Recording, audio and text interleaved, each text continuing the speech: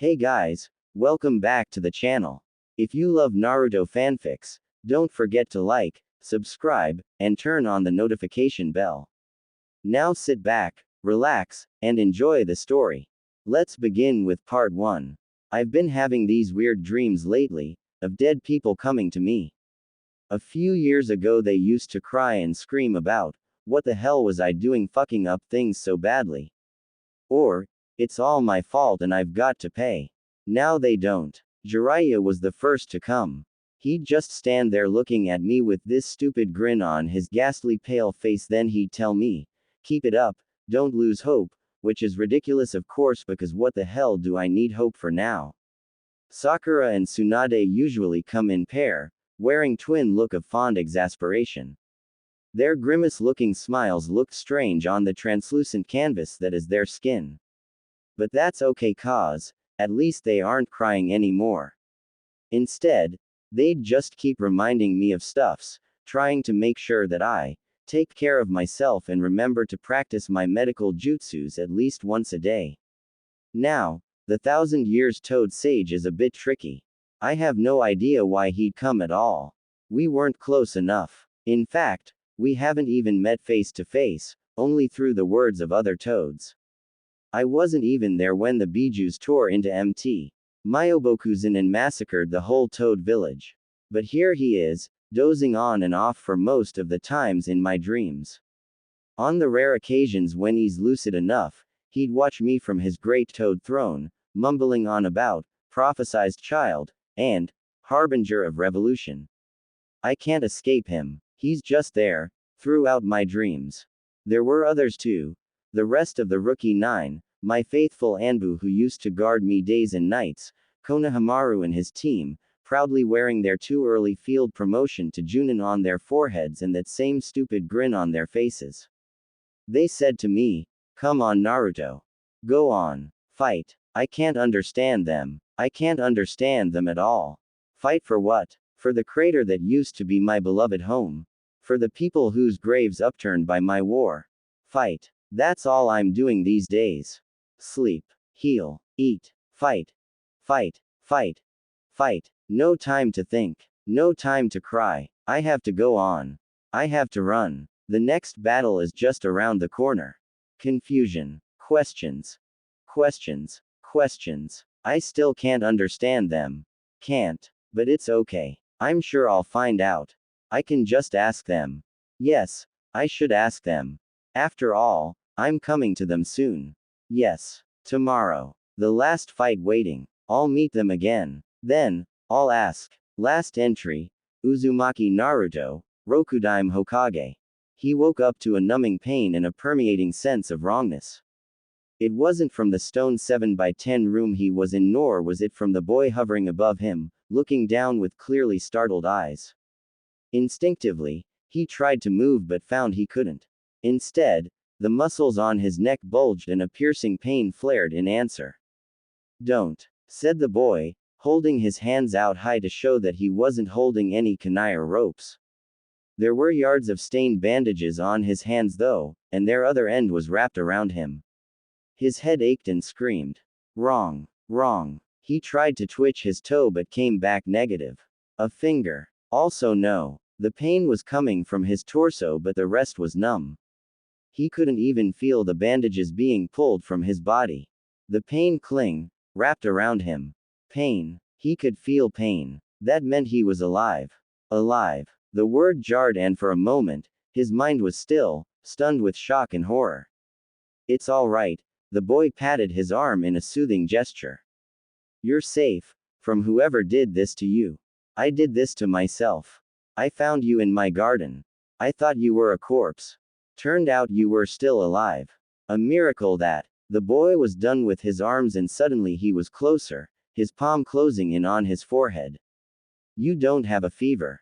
That's good. We won't have to worry about that. I'm going to remove your mouthpiece. Try not to swallow. There was a click and wet slursh. He felt something hard and cold being unlodged from his throat. He peered at it over his nose. A tube piece. They were feeding him through a tube piece. How long had he been here? Had his body atrophied? A few years maybe. Now, Try to make a sound. Numbly, he obeyed. The sounds coming from his stiff tongue and mouth were hoarse, the words mutilated. He could make out the faint A and E, but the rest was a jumbled mess. Which clan are you from? We can try contacting your family to get you back. Family. An alien feeling rose along with the word. He hadn't been asked anything about his family for a long time now. All died. He struggled with the words, trying to force them out one by one. The need to confess pressed down on him. His fault, they said. His wetness stained his face, running down along the curve of his skull. He felt the patchy area where they wet. Was his hair shorn off too? Or perhaps they had burned in the fire of Amaterasu. He found he didn't give a damn. The memory came, unbidden. The world burning down around. He was screaming. Kyubi was screaming. Madara was. Kamui. The red Sharingan spun. Bijus closing in. 1, 2, 8 of them. His Rasenshuriken howled in return, feeding off the chakra running through the mountain of seals around them. And the world danced merrily. I have new home to return to. The room wavered, closing in. He could see the boy's face falling, the eyes, a warm wood brown, averting from him. I don't need your sympathy. His inside screamed hoarsely. He wasn't supposed to be alive. That he remembered. He was prepared for his death. Everything was ready. Just like how his father had sacrificed himself to save Konoha, now he'd sacrificed himself to save, well, not the villages, for there were no villages left. But he knew there was still people alive somewhere. There must be, in Taki, in Claw, somewhere. There was no hope for the rest of the shinobis, but the hiding civilians, he knew some were alive.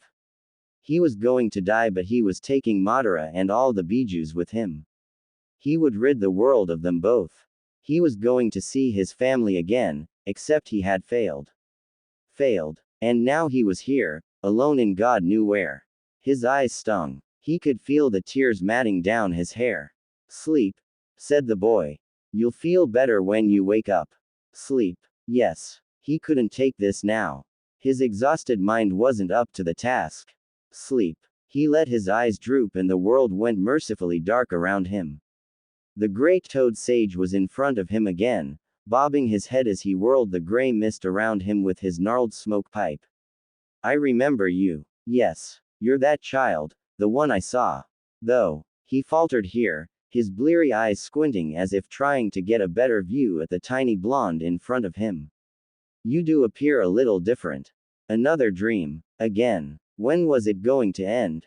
He fisted his knuckles, trying to find something else to stare at instead of the wrinkled old toads, but there were no one else except for the vast land of gray mist around them. He was feeling sick in his stomach, sick of all the cryptic messages, sick with the knowing looks, the prophecies, the tones, sick with being constantly in the dark, of having to question himself again and again. Shut up, he snapped suddenly, pushing the words from his mouth in guttural growls. I don't want to hear your yabbing right now. The great toad blinked, his pipe drooped down. The look on his face brought him a tiny flare of vicious delight, but it was short-lived. You know what I'd like to do to you right now? Sitting on that fat of yours, smoking that weed, droning on about prophecies and shits, like you actually have half a nut about what's going on outside, to us, humans. He swung his arm, pointing a finger accusingly at the toad. The anger bubbled, pressing in his chest. Shima Ma was right. I should never have listened to you. It's all because of you. I believed in you. His words faltered for a mere seconds. I believed in you and Jiraiya and that stupid prophecy of yours. I believed I could change the world, that I could bring peace. The toad stared at him and his pointing fingers, chewing thoughtfully on his pipe. The ground wavered beneath his feet. Why was he doing this again? Why was he here? Why wasn't he with his family? He was so tired, so tired. He wanted to sleep. He wanted this long day to finally end. Why couldn't it all stop? Why couldn't he die along with Madara? Die. Why did he survive? There was no one alive but him. He was alone. Again. He wanted nothing more of this. No more fighting, no more shinobi, no more anything. The world should be rid of him. Look at me. The words came out hoarse and shaky even to his own ears. Quote. I changed nothing. I brought nothing but death and war. Tired. Exhausted. His feet ached from the running, his hands stained from seal inks.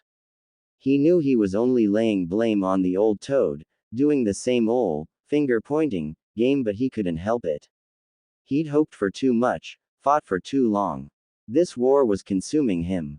Do you see it? Do you understand? I made people believe in me. They died for me, died smiling, believing that they'd help me. Every single one of them. Please. Just go. I don't want to see you. I can't deal with your demands right now. He stood, staring numbly at the toad, the anger and frustration he's bottled up already bled out from his previous battle. He felt hollow without it, bereaved of the drive it used to give him. This wasn't his enemy. The eyes weren't that black and red colors. This wasn't the man who had driven them both to the end with his cursed vendetta. Are you quite done yet? Children these days, so quick to blow up. The toad huffed once, shaking his massive head at him. Are you still waiting for one of yours to come and replace me? Well, I'll tell you this now. No other will come to you, except me. Have you realized, child, that this is no mere dreams of yours? The mist churned around him, rippled, then lightened into a familiar blue tint. He realized it immediately. Chakra. He was standing amidst chakra fog. There. I see you have finally paid some attention to me. Have you calmed down yet, or perhaps I should postpone this talk? The smoke pipe swung, and all of a sudden, he was high on his tiptoes with his chin being pushed up, his face weakly glaring eye to eye with the toad sage. The clay bowl of the pipe burned hotly under his chin, fanning the smell of opium into his nostrils. I admit that I don't know you as well as my students, however, remember that I too have lost. I'm sure you know. Shima and Fukasaku were my only students. My best. Gamabunta. He sighed at this. Gamabunta was my grandchild. You're not alone in this Uzumaki Naruto. That behavior, although I understand it, are not going to help you. The toad finally let go of him before the heat and the smell from his pipe became too much. You asked for peace. Peace. Yet you detest the pain that comes with it. No peace comes for free, Uzumaki Naruto. Or are you so arrogant to think that peace can be achieved so easily? So worthlessly? Do not cheapen your comrades' sacrifice. They did not die just for you. They died fighting for their belief. Or, he paused here, his once bleary eye unnaturally bright and calculating. Or have you forgotten what it is you fight for? Too many brawls have finally muddled your brain, perhaps. No, of course not. He denied vehemently. How could the toad even think that? He'd lost his mentors, his friends, his family, and even himself to this war, for the peace so sought after. Wasn't it enough? What more could be asked from him? Pain. The toad rumbled. Pain is necessary. Your adversary had taught you that if nothing else. It is payment you must give for the price you asked. Why? His voice trembled as he forced the words out of his mouth. Why are you telling me this? It's all over. Madara is dead. So are the Bijus. There's no ninja left in this world but me. And if he had any say about that, he would end it soon. There was nothing left in this world for him. Let him be the one to write the end note to ninja history. The toad was silent, studying him from above. This conversation was thinning him out. He did not want to be here. Is that what you think? You do not understand, started the toad. You have never understood. You were born in a time when you had to ask for nothing. You've never seen what started the shinobis or why we even started at all. But I will make you. You see, I've watched you for a long time now. Since you were quickening in your mother's womb, in fact. I looked into your future, and what did I see? He shook his wrinkled head, snarling as he did so. You fight a losing war where the end is destruction of everything. Your victory is moot. Your fight came too late to change anything, if at all. Your comrade is dead, so is my brood, and so am I. There is nothing alive left on this earth. Nothing but dirt and rock. But I am not satisfied with that. Unlike you, I want to live and I want all of mine to live too. I think you'd want the same, wouldn't you? He looked at the toad in muted horror. He'd destroyed everything. I've foreseen your last battle since years ago. I was prepared. Can you remember? The last technique he'd used on you. Of course he remembered. How could he not when every minute of it was etched onto his mind? Kamui. You can't mean that. Yes, I do. What would you have done if you were in my place? If I had let that gone on, you'd have been dead, torn to pieces and sent to a dimensional wasteland. So, do you take me for a fool? It is impossible to send a living creature through time-space. He'd know. He'd tried many times before, devising humongous seals in the hope that he can somehow undo everything. But all the things he had sent through either hadn't made it or had come back dead, their body decomposed down to the cellular level. Yet as he said this, he felt a glimmer of hope. Could the toad have done something he was unable to? He might. He had lived for centuries after all. And if his experience with Kyuubi was anything to go by, beings of that magnitude, that age and power, detested death. They had gotten too used to living to accept it. Ah, but that is the crux of thing, isn't it? You weren't creature enough to die then. As he said this, he lifted one webbed hand to swirl the air in front of him. The mist churned, thickened into a reflective surface. It was somewhat distorted and foggy, but the thing inside was clearly not him. The air stilled for a moment as he stared. No, that could not be him. Are you afraid of yourself, Uzumaki Naruto? You shouldn't be. You've been granted a rare power. He gritted his teeth. The creature mirrored him, crushing its fangs together. Its eye, thankfully, was still a familiar blue shade. Rare power. I am a monster. He gritted out. Don't be stupid. You've simply become something else, a being more of chakra than of flesh. That saved your life and soon, ours too. What did you think would happen when you killed all the bijus, huh? Their bodies may be dead, but an energy amount that massive wasn't going to just disappear off the face of Earth. And then there you were, in your sage mode, too busy sucking in all that chakra to actually notice the difference. Bijus, monster as they were, are still a part of nature, you know. The toad sage laid a hand on his shoulder in a gesture that was supposed to be soothing. Don't be afraid of yourself. You've done something not even the sage of six paths could do. You've devoured, no, assimilated all of the bijus. And don't be so quick to hate. Your body may not be entirely yours now, but your mind is the same, and if you want to stay human, you know that no one could prevent you from doing that. You make it sound so easy. It's more trouble than it's worth. He wasn't stupid. Any normal shinobi might look at this situation and thought it a blessing. But Naruto, who had housed the greatest of the bijus for more than 26 years, knew better. If only one beast was enough to shoot his chakra control to hell for 16 years and require a perpetual seal on hands to make sure he didn't go berserk and kill all the people he was supposed to protect, then what did having the chakra of all the bijus mean now? He shuddered as he thought of all the possible scenarios. He might very well become a second 10-tailed demon if he found himself unable to cope with the power. He might not even need to lose control to cause problems.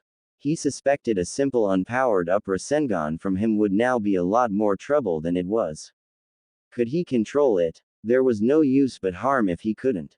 That, and he hadn't even taken into consideration his medical ninjutsu, all of which required precise control of chakra.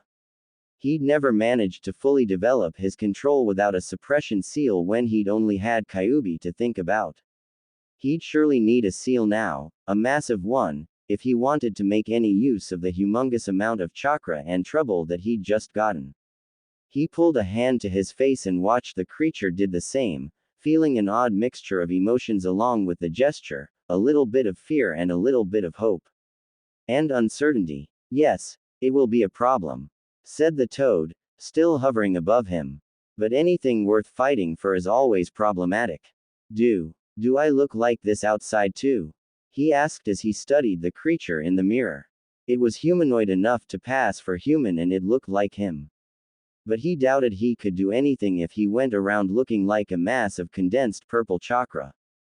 The thought of having to maintain a constant henge for the rest of his life like Tsunade did just wasn't to his liking.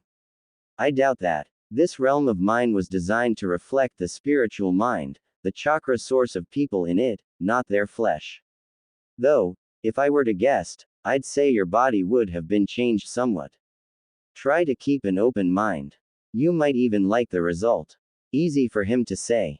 He wasn't the one having to anticipate some weird modifications to his body, a few extra limbs perhaps, a third eye, maybe even a second head. Once again, he scowled at this new revelation. All of a sudden, the mast of gray mist churned and thinned between them. The toad looked at this in alarm. We don't have much time left. He looked at Naruto, who was glaring right back with exasperation. Now, listen to me. I've sent you back. Well, I'm not quite sure of the exact date. What? Time isn't the same when you're at my age, but I know it is far in the past, your past, at the root of all conflicts in your time. You shall have all the time you need to prepare. And prepare well. Remember, your sworn enemy, Madara, is only a symptom of what has since long been there, a disease that comes with being human, another pain. He is, most like you. The toad ignored his incredulous stare. Do not be hasty in your judgment. Watch and learn. And, the toad's eyes opened wide as if to make a point even when his body was slowly but steadily fading into the vast grayness. Do not turn from your destiny. All your comrades have died just to bring you to this point. This is the turning point in your battle. This shall be the last thing I can do for you. Do not waste it. And he was gone. The moment the two persons, a middle-aged woman and a plain-looking man, entered the room, he knew he'd get nothing from them. They both paused momentarily at the door, staring at him with downcast eyes and slumped postures that told of trained servitude, before gingerly approaching the small bed he was on. Their clothes, robes of ratty gray hemp, rattled noisily as they moved. The man put one calloused hand under his back and another at his knees, and with one mighty heave, picked him up from his mattress. To the bathroom, the woman commanded in a harrying voice as she skulked behind them. His head hung limply to a side as he let them carry him out through a lit corridor without protest nor question, one hand swinging off to a side. A short and uninterrupted walk later, they entered a different room, this one made of woven bamboo instead. A sense of restless unease gripped him like a vice as the man positioned him on a gurney to a side of the room before hastily exiting. A large wooden tub filled with water sat beside the gurney. He watched the woman work, buzzing about him the manner of a bee around a heavily pregnant stamen, readying pots and bottles. Thoughts raced through his mind as he observed her dark gnarled hands. Servants, the both of them. And what stiff posture. A normal peasant shouldn't have been so nervous around a wounded person like him. These were trained, and trained servants naturally didn't come cheap. Despite his ability to be as lethal as he wanted, Naruto knew he didn't pose an intimidating figure, lacking in height as he was. There was only one explanation. Whoever had taken him in was either extremely wealthy to the point that they could own numerous lifelong servants regardless of their upkeeping cost, or, and this one he was leaning more to, they were trained in military arts. At the very least, enough so that even servants like these knew to be wary. He noticed the woman advancing on him, a sharp pair of scissors gleaming in her hand. Immediately, his chakra bubbled in response, roiling angrily beneath his skin, just waiting to be unleashed. Steady, he growled in his mind, grappling for control. It obviously wouldn't look too good if he were to accidentally blow up the servant of whoever he was indebted with because he couldn't control his overloaded chakra system. The need to be in more control of the situation gnawed at him, demanded that he do something, like grab that woman and start shooting off questions, or maybe just jump off the gurney and start running, but he persisted. First, because his body was currently unable to comply with either options. Second, he had no clue as to where he was. Who was holding him? And most important, was their intention hostile or friendly? Thus, if he moved rashly now he might do more damage than good. His options were limited, but what he needed to do now was try to the damages done to his body and wait until he could see someone who could give him answers without jeopardizing himself any further. His yukata came off with a tug. The woman slid the edge of the scissors underneath the bandages and started her cutting. She worked diligently, hands moving noiselessly in a practiced ease that could only come from routines repeated 1,000 times over, always making sure to lay her eyes anywhere but his face. So, his first assessment was correct then. It was futile to try and strike up a conversation. Perhaps, slave, was a better term to describe what she was. One of those who had served for so long that every notion of freedom and equality had long since been chased out of their mind. And that pitched the question of when exactly was he? He'd known from his experience that behavior like this only occurred in the most harsh, most war-torn period where death and poverty reigned supreme and freedom easily sold for a meager chance of survival. He knew of only a few times that would qualify. The Great Shinobi Wars would probably be his best guesses. Satisfied that he had, at least, dug out the first solid clue as to his own whereabouts, he let his mind relax. His eyes lazily traced the woven pattern of the ceiling. Though there was no sensation coming from his lower body, he could still feel a draft caressing the bare skin on his chest as more bandages were shorn off. When she was finished with his bandages, the woman picked up a water-filled hand pot and started washing him, starting first with his head. He sighed blissfully as warm water and fingers threaded through his hair and kneaded his scalp. God, it had been a long time since he'd had a decent bath. Though it embarrassed him to admit it, he must have stunk to heaven when they found him. Plus, it was good to know whoever was holding him thought him important enough for this sort of treatment. The hair washing was done a little bit too soon to his liking. A hand pushed itself beneath his neck and back and slowly lifted him into a sitting position. This is it, he thought to himself. From the time he'd woken up in the stone room, he'd been unable to survey if there were external changes to his body as he was laid lying down on a low raised wood pillow where his eyes couldn't go past even the tip of his nose. As a result, he'd been burning with anxiety since then. The old toad's words and the dismaying thoughts of finding his body plus a few extra appendages swam tormentingly in his mind. Finally, he was sitting up with his back leaning on a section of the wall. Slowly, a bit hesitantly, he directed his gaze downward and promptly sucked in a strangled breath. The good thing was he hadn't sprouted any extra hand or leg, and his skin though slightly flushed held that distinct tender shine that only newly regrown skin after a bad burn could have. He noted with some mild irritation that his seal tattoos have also been shed off along with his old skin. The bad thing, however. Naruto stared dumbly at the gentle swells of sitting defiantly on his chest as if they really had any business being there. His gaze slid a little further down, past the expanse of smooth creamy skin dripping with droplets of water, to rest on a decidedly non-male. For a dizzying moment, he thought he was dreaming a bizarre dream in which he was somehow stuck in his Warok form. The thought was destroyed as soon as it was birthed. It was too slender, the chest too small and the limbs too soft-looking to be that of his provocative Warok.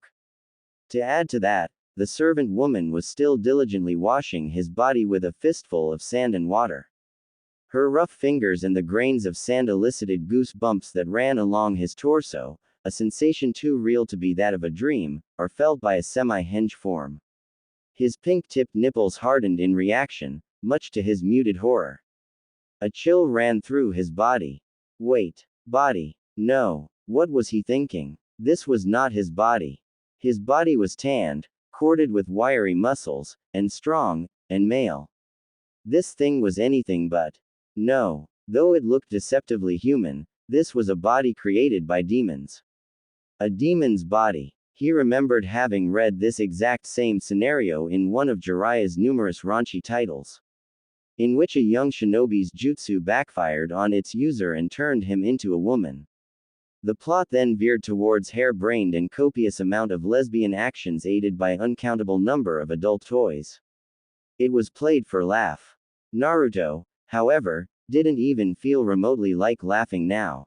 A demon. The ultimate tailed beast had touched him. Had touched him more intimately than he'd touched any of his past lovers. Had crawled its fingers into him deeper than anyone else had and changed him. Kekai Genkai that transformed. Techniques that changed the user's body.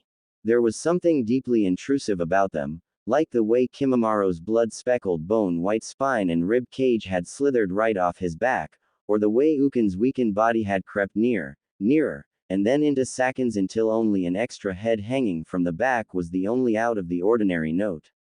It was the difference of looking at mangled corpses on the battlefield and waking up in your bed sweaty and next to a cold dead body. A little too close. A little too personal. It was how he was feeling right now. Invaded. Vulnerable. Ripped off of his identity. He resisted the urge to giggle deliriously. As if in response, something stirred, undulating beneath the bottomless pool of his chakra, then laughed quietly. He gasped. His body strained with the need to move.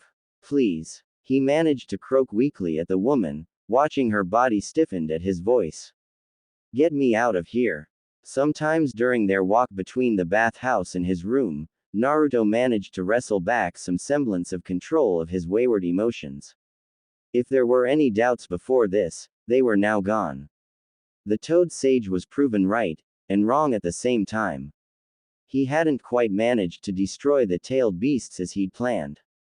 Something had remained of them, as the undeniable fact that he was sharing his body with something not quite human and he had no real clue to what it was. Perhaps one of the Bijus had managed to survive, or maybe it was only their imprints like how his father had been, maybe the great ten-tailed itself, or maybe something else altogether. Something told him that he really didn't need or want to find out. He tried to ground himself to reality, to concentrate on something, anything. The dirt-gray smooth panes of the walls, no windows, built to contain, to cage, obviously modeled with a well-done dodan. The sparse gurney-like beds and crisp white sheets paralleling his. The overpowering scent of chemical sterilizer underlined with the bitter tang of moist death that hadn't quite left yet. A typical shinobi infirmary. Yet his mind couldn't quite wrap itself around this little fact yet. It was too hard feeling like he did now. A strange sense of disconnection. He felt as if he was looking out from the eyes of another person, twitching and moving someone else's body. He might as well have. He was a woman, and probably part demon. He decided to push back thinking on it. It was at this time that he experienced what was probably the several most unnerving minutes of his life. Thoughts juggled and raced in his head, interspersed with panic, indignant anger and derision that he didn't want to touch on. Then, the door opened. A boy walked in, tall with a peculiar gait to his stance. Naruto's eyes latched onto him immediately. He knew this one. This was the same boy who was tending to him earlier. Very well then, he thought quietly to himself as he watched the boy moved with a grace, though slightly hindered with a limp, impossible to ordinary peasants. You'll be the one to answer my question. A shinobi, he said, voice crisp. The boy paused about 2 steps to his bed, a look of surprise on his face. A shinobi like you. What do you want from me? 10 years ago, he probably wouldn't think of asking this sort of questions. No, at that age, young and full of impossible dreams, he would have probably thanked his savers, then carried on unquestionably, unthinkingly. But time had changed him. Now he knew not to demand ideals out of people. Don't bother. He cut in when he saw the boy about to question him. The clothes you wear, too good for a peasant. And they were, though of a uniformly dark color not normally seen in the wealthy and prone to flaunts clothings, soft and fine woven. Your hands are calloused. That's not a little lordling's hands. Calluses on the inside of the palms and fingers. Those did not come from writing with brushes. Those were sword calluses. Too familiar for him to forget. He'd gotten many of that same blisters trying to improve his taijutsu and weapon handling. And, he gestured with his eyes towards the boy's legs. I bet you just had a little scuffle too. Been limping, haven't you? You hit it well. The boy stared at him with something akin to wonder on his face, then it broke and his lips quivered lightly into an amused half-smile. He pulled a stool close, then settled down by Naruto's bed. I guess I'm not going to be able to introduce myself like I thought I would. He set a box, light brown wood carved with leaves patterns on the bed, then offered him a tentative smile. I heard from Enpitsu-san that you woke up. I thought you'd be hungry, so I brought you something to eat. The blonde Jinchuriki blinked slowly. Now that he was paying it some attention, there was a definite smell of inviting warm broth wafting gently from it. Feeling a bit like he just kicked a puppy but still yet undeterred, he turned back to the boy. You still haven't answered my question. His voice was softer now, but it still held an edge. Though the normal protocol of his days would be to detain the unknown shinobi in a special isolation ward for both care and surveillance, he doubted it would be the same in this timeline. If his guess was correct, then it was irrational for a wartime village to take in a near-dead invalid unknown such as him. The time and resources wasted on him could have been used for one of their own. Unless they wanted something from him. The boy sighed resignedly, seemingly to have given up on trying to have a politely civilian introduction. My father would like to know which clan you are from, and about your enemy. I was the one who found you, so you became my responsibility. He nodded in acceptance. Security reason, huh? They probably wanted to know who could have gotten past their guard and picked a fight in their backyard without their knowing. Probably wanted to know if he were still around too. He's dead, he said simply. And what happened to me? He needed to know the full extent of the damages done to his body. Whatever the changes the Bijus had done to him hadn't managed to heal him completely. Perhaps it was the change, or the journey through time-space itself that wrought it. He'd had a few guesses, but they were blurry at best, helpless as he was. He watched the boy face tighten momentarily. It was that bad, huh? Go on. Don't pull back. He coaxed gently, somewhat reminded of a different little boy who used to call him boss, followed him everywhere when he was in the village, and encored his cry-baby act all over him whenever he came back from a particularly gruesome battle, bandaged up to his hairlines. Konohamaru had always been a bit of an emotional one. It was one of the reasons why he never wanted to make him Junin in the first place. He was just a little bit too bright, a little bit too full of sunshine and laughter, a little bit too much like a different young Uzumaki to be condemned to spend his youth out on the battlefield. And little Moegi, who had been pregnant at the time. In the end though, Naruto had been forced to be cruel. The boy wavered lightly, then gave. We had a healer checked you. Well, he said, you won't walk again. He went cold with dread. It was the worst possible scenario. His spinal cord had been damaged, possibly several other tendons too if the uncoordinated movements of his upper body were to be considered. Though his own self-healing power was great in its own right, not even someone like Tsunade in her prime days could say with 100% certainty that she could heal nerve damages. They were too delicate and too complex, he'd come to learn after numerous failed attempts and guilt trips of his own, requiring absolute precision over the overwhelming regenerative power that was his one advantage. His now half-demon body had probably healed incorrectly, like broken bones not set right. I'm sorry, the boy whispered softly in an attempt of consolation, but he paid him no mind, too busy thinking about something else. Could he fix this? Was the million-dollar question. He gulped softly at the chance of success he had. The key to this was his chakra system, which was now so heavily overloaded it felt like being suffocated to maintain a perpetually tight rein over it. Never mind rigorous healing procedures, if he so much as made a bunshin now, he'd probably blow himself and the whole continent up. For all intents and purposes, his chakra, no matter how large, remained unusable and therefore useless to him. And therein lay the crux of his problem. He was now a veritable flesh sack, able to neither heal nor defend himself. He was fixed in a two-way tie.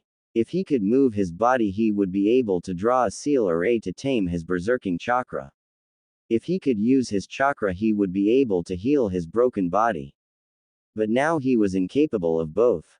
Whether he could recover depended entirely on the people currently harboring him. Which eventually meant that he better made nice with them now.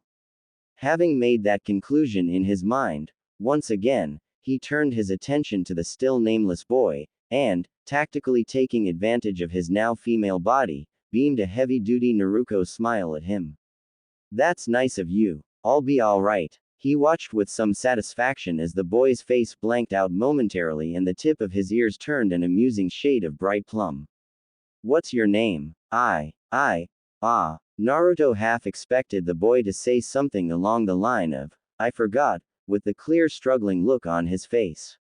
Interesting. Now he knew that his new form must at least pack some decent firepower in order to bring forth this kind of response. Finally, the boy seemed to have succeeded in gathering his wits together. I'm of the Senju clan. Hashirama is my name. Say what? He couldn't help the widening of his eyes as the meaning of the name zipped through him. Hashirama Senju, as in the first cage ever. He stared hard at the boy, meticulously taking in the warm brown eyes and tanned skin on a face that still held traces of childhood. The hair was much shorter, looking more like a slightly ruffled and banged version of Sai's hair than the long tresses in textbook pictures. The lines of his jaw and nose were softer, lacking that characteristic hard determination that denoted the Shodai Hokage. His body, though tall for a teenager, was yet to come into the impressive 6 feet 8 inches height he was known for. But those would only come in time. Naruto felt like decking himself over his head. How the hell was it that he didn't notice the resemblances? They had been taught history about the cages since the beginning of the academy. He himself had painted snot and dog crap on that face when he was 12. Was he really that distracted? This boy sitting beside his bed was a teenage version of the first Hokage. Warily, he tested the thought in his head. It seemed strange somehow, seeing the legendary warrior that founded the whole Hidden Villages system and fought on equal footing with Uchiha Madara and the Kyuubi as a teenage kid who blushed and stuttered in front of women. The doubts came immediately. Was it true? Could he be lying? Naruto saw no reason for him to do so. What was the purpose of lying about his identity to an invalid woman? On the other hand though, he had no proof to back that up. Or did he? The Shodai Hokage was widely known for his use of Mokuden, and his ability to control tailed beasts, and Naruto was now one or as close as one could be. There was only one way to test whether this boy was truly him. Without warning he shot his one good arm out and gripped at the boy's exposed wrist. The answer to his question slammed into him with all the force of a half-ton sledgehammer. Immediately, he lost his grip on the now identified Hashirama Senju's arm, panting and coughing heavily from the echo of the contact. It was cold, ice cold, but at the same time scorching hot as it ran through him. The boy's chakra, his body, the body that was reconstructed after his journey through time itself, quaked from the contact, somehow recognizing on an instinctive level the familiar presence of chakra that should not belong to a human. His own demon chakra had beaten a hasty retreat, emptying itself from his coils and leaving him impossibly light and reeling in the sudden imbalance. Yet at the same time, another part of him had surged out in answer, crowing in sudden jubilation. He had heard of it from Fukasaku but never thought he would ever experience it after the death of Jiraiya, the one single sage of his time aside from him. Senchakra. Who would have thought the first Mokuden ability was tied to his chakra itself and not his DNA? But perhaps he should have thought of it. Out of all the elemental combination, the Mokuden was the single bloodline which had genuinely birthed an entirely new and independent element instead of being just a fusion of the parent elements. It was the only bloodline which had failed to be transferred to direct descendants of the original owner. Out of the 60 babies injected with the DNA, only one was not turned into miniature trees. The Mokuden was undoubtedly one of least understood blood limit just after the famed Rinnegan. What was that? The voice that intoned this question had lost that light-heart note at the beginning of their conversation. He turned his attention back, reading clearly the smidge of wariness that now tainted the corner of Hashirama Senju's eyes. The air between them suddenly tense and crisp with underlying threats. Well, damn, he hadn't thought he was going to react so strongly, or more accurately, he didn't think much at all. his mind overwhelmed with one earth-shaking surprise after another in the short span of one day. Finding out he had survived a battle he had gone to all prepared for sure death. Finding he'd been flung into the past by meddlesome old toads.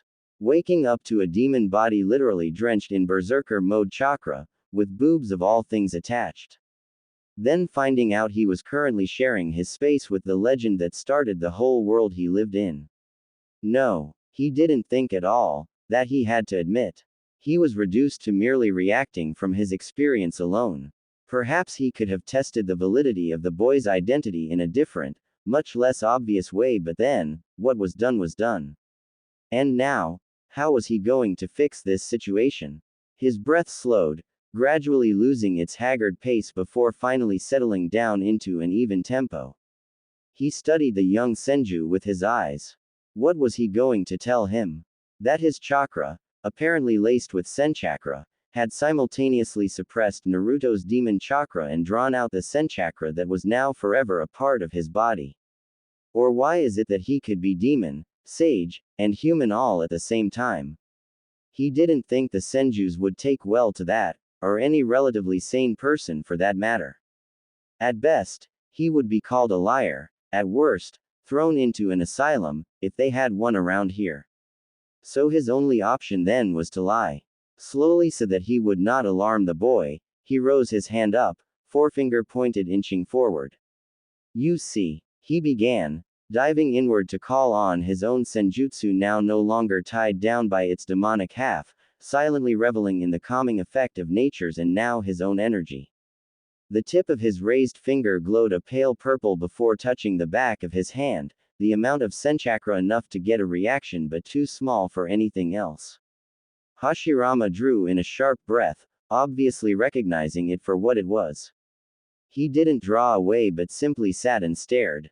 I didn't think I'd ever meet the one person who has almost the same chakra type as me, so I was just checking. He studied the young face before him, grinning lightly as the doubt quickly fled only to be replaced by a boyish wonder. It wasn't truly a lie, more of an omission of truth, but it would do. If other people found out, best let them think he was somewhat similar to a Mokuden user instead of what he truly held now. I just thought that you would be, older. He meant to say, taller, but that would make him a hypocrite, and furthermore, whatever his age was, the Shadaime sure looked fresh-faced as a teenager. He completed the effect with an amused smile, adding it out of sheer trickster's instinct. As expected, the teenage Hashirama stilled all of a sudden, then exploded. I'm a man. Of course you are. Naruto agreed demurely, already trying to pull a grin from his face. I'm 17. He looked a little bit less sure as he said this. Was he now? The Jinchuriki felt his lips widened against his wish. He turned his head to hide his blooming grin a bit too late. Boys will be boys after all, even though they would grow up to become legends. Who would have thought the Shadaime, the famously calm and wise first Hokage, of all people? There was something reassuring in seeing for his own eyes that even legends were human too. Why? You didn't have to act so surprised. Hashirama grumbled in barely disguised embarrassment, trying to regain his composure. Hopefully in the process, he'd pay less mind to what actually happened and accepted Naruto's explanation as fact. He didn't know yet what was the full effect of this connection, that would require more observation between them, but he couldn't very well let it get out that using Senchakra was a surefire way to either throw him off course or suppress his chakra. Now could he? So now you know who I am, said the Senju, instinctively puffing out his chest and straightening himself up, trying to look older, more mature. But I still don't know you. Who are you? The question brought him to an immediate halt, echoing in his mind like the vestiges of a ghost. Not over a week ago, all the people on the continent knew who he was. Blonde hair, blue eyes, whisker marks. The two Jinchurikis, him and B, weren't likely candidates for subterfuge missions and even less likely to mix in with the crowd given their personality, their fashion sense and their duties at the time. Everyone had known who he was, had raced either for his head or for his assistance against the freely raging Bijus. Uzumaki Naruto wasn't a name that anybody had to ask, for some years now. As trivial as it was, somehow, the question seemed to tug at him, make him more aware wasn't really the right word, but he couldn't find any better. This was not Konoha. This was not even Suna, which he had worked for and defended, or even Kumo, where they had rested the last leg of their long journey, or Iwa, or even Kiri. After the years of collaborated effort between the 5 major villages and the two-front war against Madara and his bijus and the alliance of the lesser villages, he had come to know the continents like the back of his hand. They had discussed strategy, supply routes, escape tactics over maps, had enforced them in real life. His Kage Bunshins had combed the countries. This wasn't anywhere he had ever walked or known before. He was alone in a strange land. He opened his mouth but no word came through. He meant to give a fake name. It was almost instinct to do so. Something simple, like she, or you, or even Hana, given his female body now. Common, duplicated in the thousands, not at all attention-gathering names. But the name stuck in his throat, unable to get out. His father had given him this name, taken from the first novel penned by Jiraiya, who had, in turn, borrowed the name from one of his students, Nagato. And years later, it was Naruto using his name to get through to Pain, drawing the inevitable connection that looped the generations back to them. And Uzumaki, the only memento left of his mother, of whom nothing else had remained. It was to this name, which held both his father, mother, sensei, enemy and perhaps brother in mind, that they had christened him Hokage and trusted in him to protect them. A whole legacy of 4 generations rested in a single name. Naruto Uzumaki. It was funny how such a small and inconsequential thing as a name, the same thing that ninjas readily discarded without a glance for the sake of their missions, could hold so much of a person. Perhaps it was where he was now. Or perhaps it was the fact that he held nothing to himself in this foreign world, not the clothes he wore, not his body, not his chakra, and definitely not his own mind, under which that darkly amused chuckle still lurked. I have no name. He breathed out a heavy sigh, feeling an unspeakable weight on his chest. The boy's eyes widened in quizzical surprise. Call me whatever you want. There was a tense momentary silence between them. The young Hashirama fidgeted, already sensing that he'd broken an unspeakable barrier but not knowing how or why. Finally, he asked, "Wouldn't you like to eat something?" Naruto glanced tiredly at the box still sitting beside him. It seemed ungracious to decline, but on the other hand, "I really appreciate this. But I really don't feel like I can eat right now." He had no idea whether this body would accept something like human food, and he wasn't about to try and find out in front of anyone. "If you would please allow me a bit of peace." Yes, some privacy now would be much welcomed. He had a lot to think about, confusion to work through. Hashirama simply nodded, a look of understanding in his eyes. He got up to his feet and with another goodbye nod left him to his own. Alone and undisturbed in the room, Naruto thought long and hard about the events that had transpired. He thought of what he should do to take full advantage of his current situation. There wasn't much for him to do now when he couldn't even leave this bed, but there was definitely something. Senju clan. There was not much known to the public about the founder clan of Konoha, and even less of their legacy was left intact after the invasion of Pain. The village hidden in the leaves had never truly been rebuilt. The presence of Hashirama's Kekai Genkai could be useful to him. If nothing else, he could at least use it to keep his more destructive abilities in check while regaining control of others. He thought of this as he willed his nature-tinged chakra to run and coated the length of his body. Though his control was waning by the minute as Yuki gradually trickled back into his system, his chakra moved with an ease that he'd only been able to achieve with the aid of seals. Yes, there was a way out of this. What he needed now was an opportunity, and for that he would have to wait. Fortunately for Naruto, the wait wasn't very long, though it was no less agonizing. No one came into the room except for the servant woman, again creeping on tiptoes around him. She took away the broth. which he had vaporized some off with his chakra to give the expression that he had at least touched it, changed his soiled clothing and cleaned his body with a wet towel. The overpowering stench of feces and urine coming from the loin-cloth and the stark realization that they were his came like a slap to the face. He probably shouldn't have been surprised, yet he was. Spinal cord injuries came with a myriad of complications, one of which was the total loss of all bodily function in the injured areas, including things like bladder control. The patients usually had to wear adult nappies and be carefully supervised. He had been leaking shits and pisses for days without knowing. No, he knew it, had supervised the practices many times. Despite the foreknowledge, the suddenly deeper understanding of what it truly felt like for his patients drove into him like a knife. He couldn't remember ever feeling so weak before. True, he had seen it all, had treated many of them, but to be put into this position. With Kyuubi by his side, he had never truly had to worry about injuries before. They never stuck. Not a Chidori to his lung. Not a Rashenshuriken in his palms. Not Amaterasu burns. Not Tsukuyomi after effect. Nothing could keep him down for long. He was the veritable juggernaut. Being carried in someone's arms, being washed, cleaned, and clothed like a newborn baby. This newfound experience proved almost unbearable to him. He persisted. If nothing else, this complete and utter helplessness only fueled his desire to be healed, to be returned to who he was.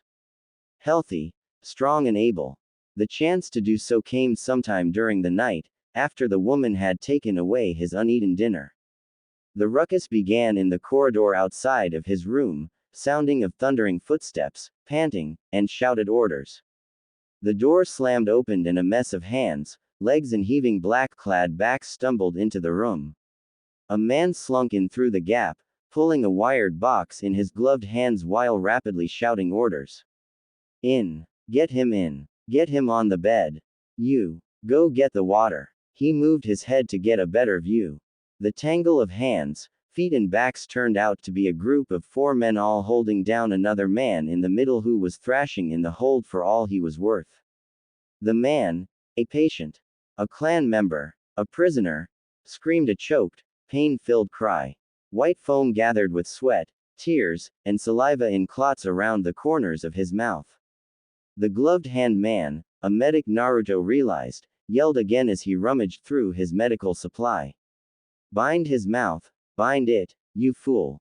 Or he'll bite his tongue off. Where is my water? They did as was told, just in time for another person to enter the room. The expression on Hashirama Senju's face when he laid eyes on the bound man was one of barely suppressed rage and terror.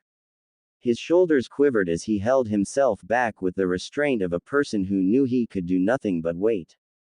Strip him, ordered the medic as he pulled out a whole arsenal of silver testers and generic antidotes.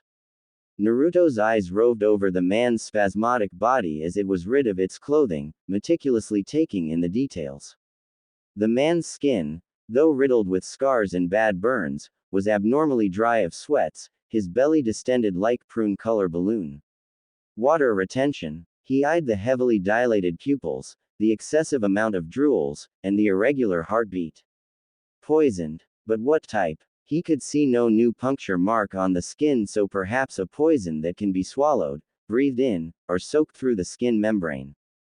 Hashirama-sama, the medic said grimly after a full 15 minutes of futile testing. Your father. And here comes the verdict. Naruto grimaced. Unlike that of civilians, ninjas' hospitals were generally of an uncomplicated, unfussy procedures. For the medic, it was either a, yes, can cure, or a, no, sorry. Ninjas, after all, tend to not have the luxury of dying because of old age, or diseases complications. The medic shook his head, but instead of offering his condolence. He'll suffer. The poison is keeping him lucid. It might be better. And he gave the young Senju, a mere boy yet at the brink of manhood, a meaningful look. History had told that Hashirama Senju, the first Hokage, had taken over the mantle of leadership at a young age, becoming the Senju clan head after the death of his father. Naruto had thought he was going to heal someone else, a minor ninja, and used it as a bargaining chip to require greater help from the Senjus. He did not plan on changing the course of history so soon, and so unknowingly of its consequences. But as he watched all the life drained from Hashirama's boyish face, he made his split-second decision and vowed never to think back. He sure as hell wasn't going to watch a son order his father's mercy death. I can heal him. The room stilled the moment he said this. Wah! What rubbish. A little wench like you. The medic croaked incredulously, shaking his pepper-sprayed hair. I can heal him, he said again, loud and clear. Bring him to me. Hashirama Senju wavered for a second before. Do as she said. The four men moved. Hashirama-sama, you can't be serious. This wretched woman can't possibly. The young Senju glared at him, a hint of steel in his wood-brown eyes. Or do you want to kill my father so much, Kenji-san? And that shut the medic up. Come here. Naruto called out to the boy. I'll need your help. He closed his hand around the approaching Hashirama's wrist, welcoming the returning control he'd definitely need. Hashirama, in turn, closed his hand in a firm grasp around his wrist. If you lie to me. Naruto looked him in the eye, and suddenly he could see how this boy could one day become the man who'd lead the ninja world out of its dark age, who could even instill fear and respect in someone like Madara Uchiha. Don't worry. I'll save him. The link of Senchakra between them spiked as if sealing the promise before he finally let go. Naruto turned his attention back to the dying Senju leader. He held out his one good hand above the man now lying beside him before forcibly calling out his retreating Yuki. With only one arm working, he wouldn't be able to do hand seals, he'd need the Yuki prehensile attribute to make up for it. His hand glowed a pale purple, steadily solidifying as tiny amounts of Yuki was filtered in. The glow grew in size, fanning out like a halo before fully enveloping the man. Immediately, the spasm and the drooling stopped. The man was suddenly deadly still, his breath slowed, dragged out to abnormal length, his heartbeat ceased from its mad tempo. What have you done? The medic, Kenji, screeched, but Naruto paid him no mind. He was too busy trying to figure out what kind of poison was inside the man and if he was going to have to call on his demonic regenerative power to substitute if the needed antidote took too long to brew or required too obscure ingredients. You have killed him. He shot the rambling medic an annoyed glance. He'd forgotten what a joke the medic nins were before the advent of Chio of Sand and Tsunade of Leaf, but to not be able to even recognize Iryo Jutsu when it was being used. Or did they have medical jutsus at this time at all? I'm buying his time. That was a stasis jutsu. He explained, not wanting a hysterical half-baked medic anywhere near his critical condition patient. Slowing down his heart rate, breathing, bloodstream, his whole biological system. It will take much longer for the poison to take effect. But something was wrong here. He could find no trace of any alien substance in the man's bloodstream. Instead of it, his face spread into a crooked grin as he realized what was in the man's body. How devious. It is not a poison at all. What rubbish are you spewing? It is clear as day it is a poison. The name is Trematoda. It's a type of parasitic worms found in freshwater area. Its natural hosts are snails. He stopped Kenji's oncoming rant before it can begin. The larvae enter the host's body through skin contact. They travel through the body's bloodstream to enter the stomach. There, they'll hatch, and eat their way out. He gestured at the man's swollen belly.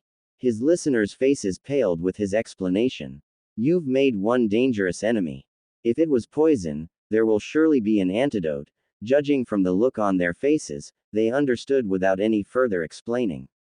There was no antidote capable of expelling 1,000 tiny larvae from the body, and cutting in to hunt them down one by one was no solution.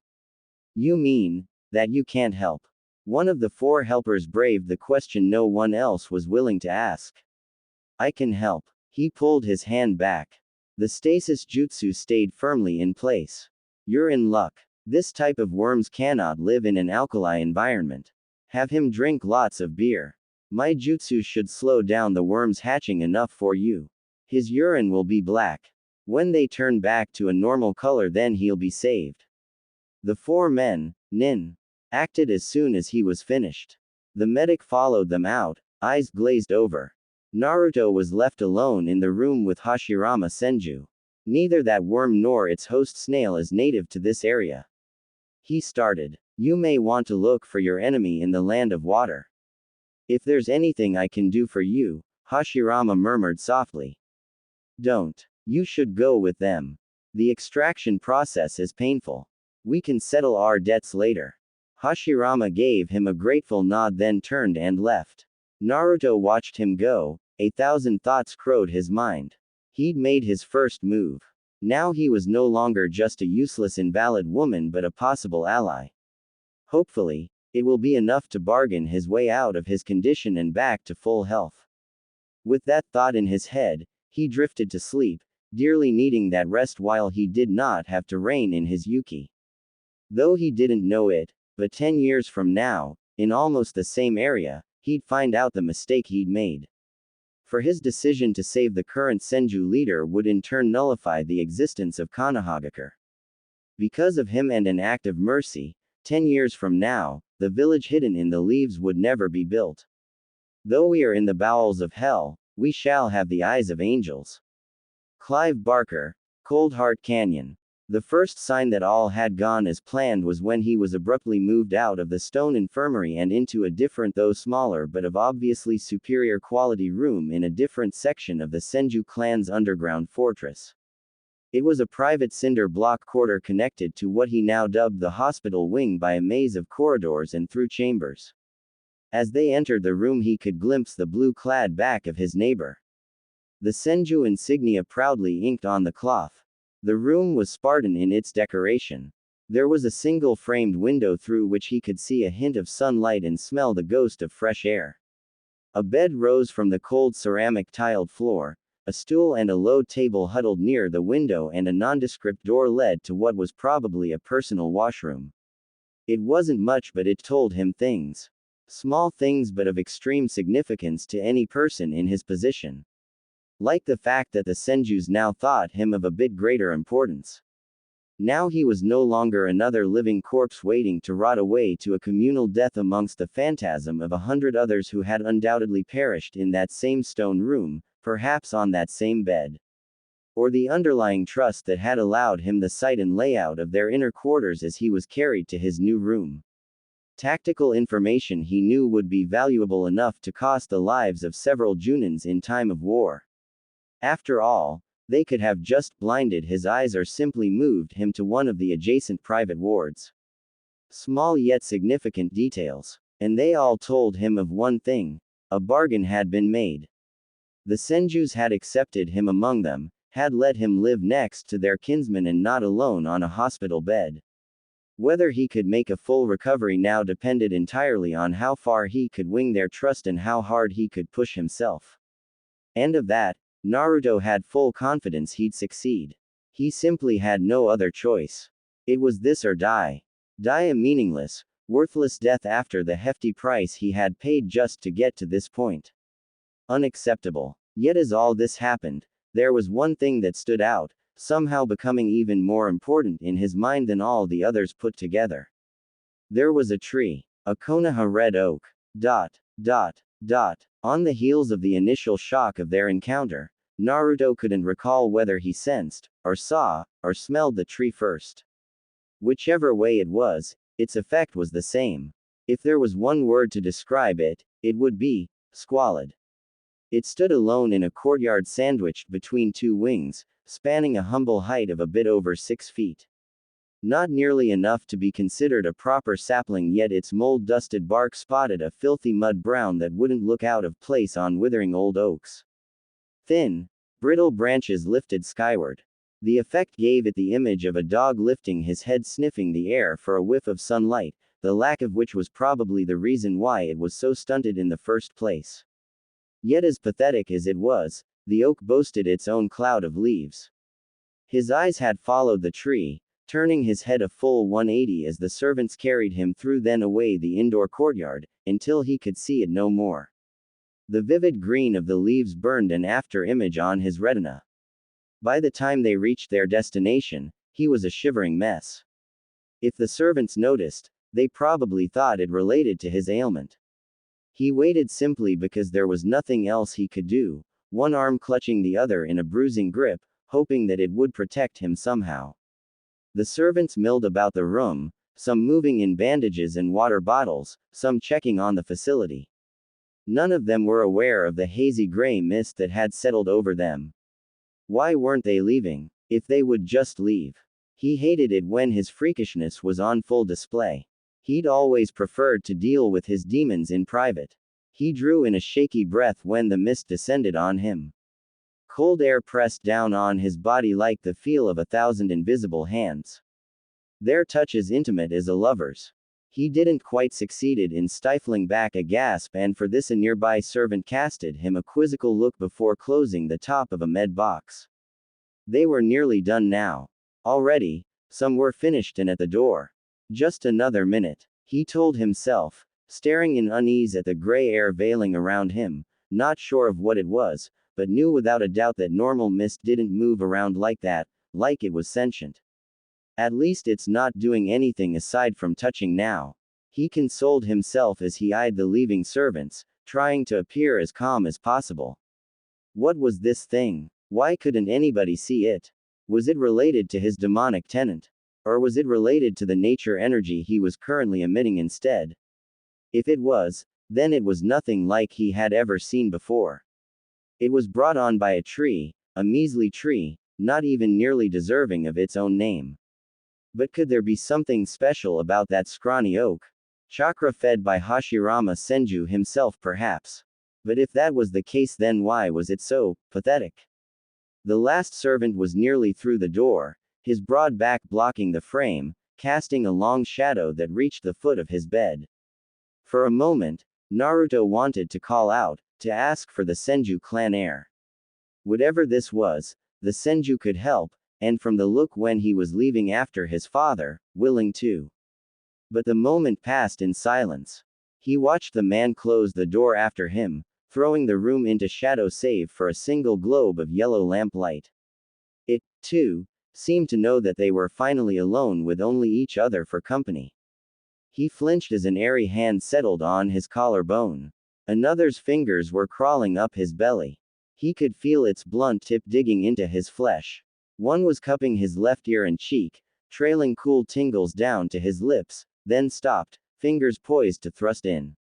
He lashed out his arm, spiking it with chakra. He tried squirming away. He even tried forming a half-grown Rasengan. The mist remained fastened to him. It did not wind its length over his mouth and nose. Its tendrils were on his neck, but the grip was more loving than choking. It was doing nothing other than touching him, though it was obvious it could do more if it so wanted. What are you? He hissed after a full 15 minutes of quiet struggling. It didn't even pause. Hashirama. Should he call for that Senju boy? But what could he do now? He was probably still tied down with his father, and if he weren't, wouldn't asking for his help now the equivalent of showcasing Naruto's weakness? Him, the ill and helpless woman, waiting to be rescued. Ninjas detested the weak. He needed the Senju clan's respect and assistance. He couldn't just call the clan heir on a whim now. So it was just him and it, in that gray cinderblock room. For fuck's sake. He was met again with only silence. Tingles ghosted the curve of his hip before disappearing down to where he could no longer feel them. A minute passed. He laid motionlessly on the bed, listening to the wet staccato of his breaths. Shoop, shoop, who shoop. Bed sheets bunched around his flailing limbs, their cotton threads moistened with sweats. Cammy, look what I've been reduced to, molested by, what? Air. And completely helpless. What would anyone see if they were in the room now? A sad and deranged woman cursing thin air. It was suddenly hard to believe that he was holding the greatest tailed beast, the most destructive power ever witnessed in history, within this little husk of flesh. His body lay lopsided after the struggle, curved in a half-moon arc. From this position he could see, for the first time since waking up, the stumps of meat that were his legs sticking out from the hem of his bunched-up yukata. Unlike his right arm and torso, they weren't bandaged. Their unmarred creamy skin was on full display. Slender ankles, small feet, toes in neat rows and pinkies with little snubs on it. The nails clean. Somebody had apparently been taking good care of them. In all manners of speaking, these feet were lovely. However, there used to be a scar. In one of his numerous run-ins with the unleashed Bijus, he'd received a scar on his left feet, courtesy of the Nibby's flame whip. It was the worst kind of scars, boasting scaly red nubs in a slash from the base of his foot to the middle of his inner ankles. It was one of the few injuries that had survived his regeneration, it being delivered by another Biju. He'd cherished it for the simple reason that it was the same kind his friends had worn. By the last leg of the war, they were all walking exhibitions of wounds, scars and missing bits. Ugly, yes, but it was their particular brand of saying, "Hey, we're the same." The monster's family. The skin on his feet now were sleekly taut, no scar anywhere. He stared at it as though to confirm. The feet, still no scar, stared back. Fuck this. He gave a dry choke once before bawling into himself. Torso curled down so that he could look at nothing but his lap. Arms wrapped around knees. With the last bit of his fleeing control, he cocooned himself with chakra. The sizzles of Yuki overrode the ghostly touches on his skin. Endure, he commanded himself. For the sake of his friends, he'd survive this. Before the door even opened, he knew it was Hashirama Senju on the other side. It was not because he recognized his footsteps or his smell. His senses were still too disoriented for those fancy stuffs, but because of the promptly disappearing mist in his involuntarily relaxing body. He uncurled himself from his half-fetal position, turning his head so that he could see the boy coming in. After the mist, the hands, the dark gray painted room, the sight of the Senju heir walking through the door, despite the shadow under his eyes, his sweat stink and his dragging feet, was perhaps the most welcoming sight ever since Naruto's awakening. "You're back," he greeted, unable to keep that definite note of joyful relief from his voice. If Hashirama noticed, he didn't comment on it. "How's your father?" "He's fine. Tired but fine." "Good. That'd make them pay attention when he started bargaining for his life." In 3 long strides, the Senju was by his bed, looking down with dark sunken eyes. He didn't bother pulling a stool, but instead dropped himself right down on a side of the bed. Naruto watched without commenting, wondering if this sudden lax of formality was brought on by his obvious exhaustion. And how's your clan affair?" Hashirama looked up at this, clearly surprised by the question. Had Naruto passed the line? Was that classified clan info of this time? "Peace." He brought his hand up, palm forward. "I'm just concerned. Things tend to get pretty rowdy in my clan if the leader is missing for too long." And rowdy here could be another case of Tsunade again, with its full entourage of coup, foreign invasion and angry daimyos. "Anyway, aren't you the acting leader now?" He held back since your father probably wouldn't be up and about for some weeks at least. "I am. Shouldn't you be somewhere else instead of here?" That got him a rose eyebrow and a snort from the Senju. "Does your clan let their guests interrogate them too?"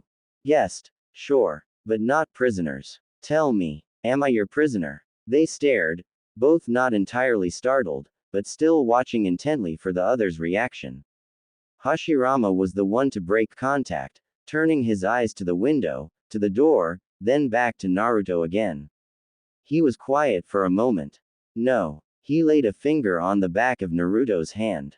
Though the point of contact was small, the chakra sync was clear.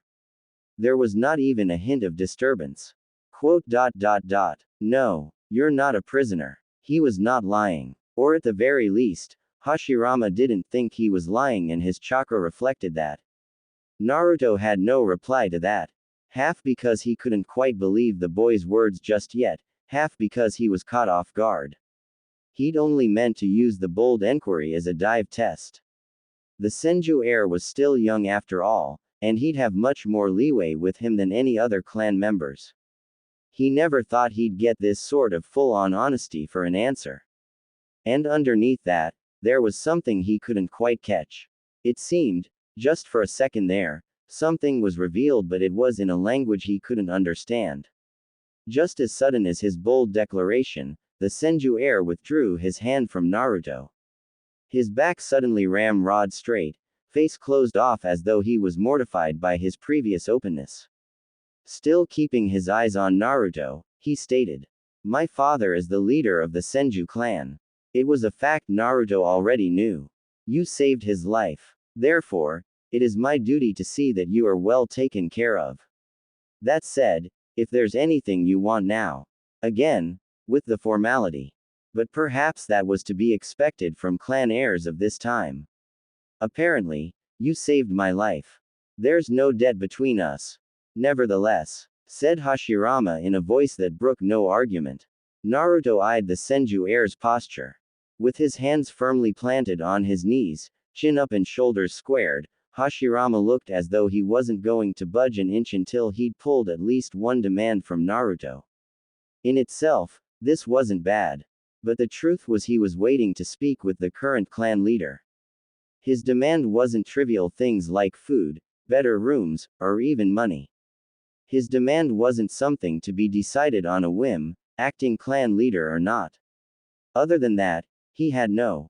Well, he did want something, but even for Naruto, who had never had any qualm about letting his demands known regardless of the other party's lofty position, anything along the line of, "Tie yourself to my bedpost until I figure out what the hell is wrong with me," was probably not going to be well received by just about any sensible person. Though this was a period far removed from his own, Naruto was aware of the stifling customs of old, at least enough to know not to go and trample all over this period values of virtue. Even if the boy in question was young, too young, just a few metaphorical steps from childhood. Perhaps if he were still in a man's body, but not even then. That determined, how should he reply? Or should he reply at all? For a while, he toyed with the idea of letting his portable suppression seal in human form stay until he was simply fed up and left when an idea hit him. He turned back to a still patiently waiting Hashirama and spoke before he could change his mind. "Take me outside," then added after some consideration, "all these stones are suffocating me." He had half a mind that this request would be refused, but much to his surprise, the Senju heir merely nodded, as though he hadn't a care that he was going to reveal the location of his clan, which was truly hidden in this time, to a complete stranger. Hashirama stood, stretched his limbs, then leaned over Naruto, hands held out above his head. "I'll need to bind your eyes." Naruto already expected that. The image of a set of hand seals flashing before his eyes was the last he saw before he was suddenly plunged into darkness. A sound, like the rustling of cloth. He felt a hand gently pushing him up to sitting. Another rustle and something was draped over him. A coat. Was it winter outside? Then he was lifted cleanly of the bed. Naruto blinked once, his eyes open but still unseeing. This body must be either smaller or lighter than his old body to be so easily carried around like this. They went out. He felt the door of his room by the rustle his yukata sleeve made against the wood frame. It turned out that it was chilly outside. The stonework of the underground fortress only enhanced the biting cold. He wondered why he never noticed it. Probably because he was too distracted by the demon mist thing earlier. Naruto concentrated on the sounds around him, trying to find navigation in the genjutsu Hashirama had put him under. The footsteps were obvious, but beyond it, there were others. The whistling wind in the nooks and crannies of the man-made cave. His and Hashirama's quiet inhales-exhales. The heartbeat against which he rested his head. The drip-dropping of some nearby water source. Somewhere past where he guessed the runty oak was, he felt a slight tilt. The footfalls suddenly grew cautiously slower and somewhat heavier. They were walking up a stair. It was a long way up, with twists and turns that indicated the stair intersected with several others into a virtual air-borne maze. The air itself grew lighter and warmer the higher they went. Naruto wondered what was above ground. A village, a barrack, or just a few shacks of houses for show and for the occasional guests. He wondered if he'd get to see The moment the stair became flat ground, a cacophony of noises rippled toward them. The pitter-pattering of other feet running. Click-clacking of wood doors. The steel twang and hisses of swords against each other. The chomping, cracking, shouting, swallows and murmuring. Splashing of water. Sizzles of kitchen fire. Peals of roaring laughter. Whispers of 100 voices. The rumbles of horseshoes on a field far away. All of these the sounds of a human settlement, muffled though layers of walls and locked doors. Naruto listened to them as though he was listening to the ghost of a distant memory. Close enough to not be entirely forgotten but too far to be clearly recalled. He felt Hashirama stopping, fumbling with his hands. A door clicked and slid open. For several minutes, the human noises were deafening in his ears. But the moment Hashirama took a step through the door, they dimmed down to hushes. It was as though the occupants of the room were trying to keep a polite facade in the presence of the clan heir. Or at least, it was what Naruto thought. There was a thick musk in the air, an olfactory gruel of rancid male sweats, sword oils, pungent alcohol and freshly cooked food. He caught snatches of shop talk here and there, interspersing with deliberately quiet chewing, gulping, and spitting. Some people calling for more onigiri, others discussing about a certain Ichi who had apparently gotten himself into a bind with the local gambling lords. A mess hall of sort, but the size was huge given the fact that Hashirama had kept a quick pace since coming in and they hadn't yet reached the other end of the room after 5 minutes of walking. Aside from a few greetings, no one approached them, no one asked who was the woman or where they were going. Naruto found this incredibly strange. Again, he revisited his prior thought. Attempted assassination of the clan leader, Hashirama's strange behavior, and now this seeming detachment toward the clan heir. Something was going on with the Senju. Dissension among the ranks, infighting, but he wasn't sure. Because of Hashirama's genjutsu, he couldn't see now. For all he knew, they could have been nodding or even making hand conversations with the Senju heir. It wouldn't be impossible. After all, he was the outsider here. Naruto tilted his head to where he knew the crowd was located, in the center of the room and along the side of the wall opposite to where they were headed. He stared into the darkness from which the noises originated, running question after question in his head. If he could see now, what would be the vision? Cool, calm faces. Distrusting eyes. All of a sudden, the dins died down, leaving an abnormal silence in its place. Saved for the steady footfalls of Hashirama, there was not a single sound in the mess hall. His eyes moved instinctively to take survey. What was going on? He heard several sharp intakes of breath and the scuffle of someone falling down. His body tensed in preparation. As if to placate his tension, the arm that was supporting his back shifted. The hand moved upward to close on his open eyes before gently but firmly coaxing him away from the crowd. Hashirama's voice sounded somewhere above his head. You'll get in trouble if you keep looking at them like that.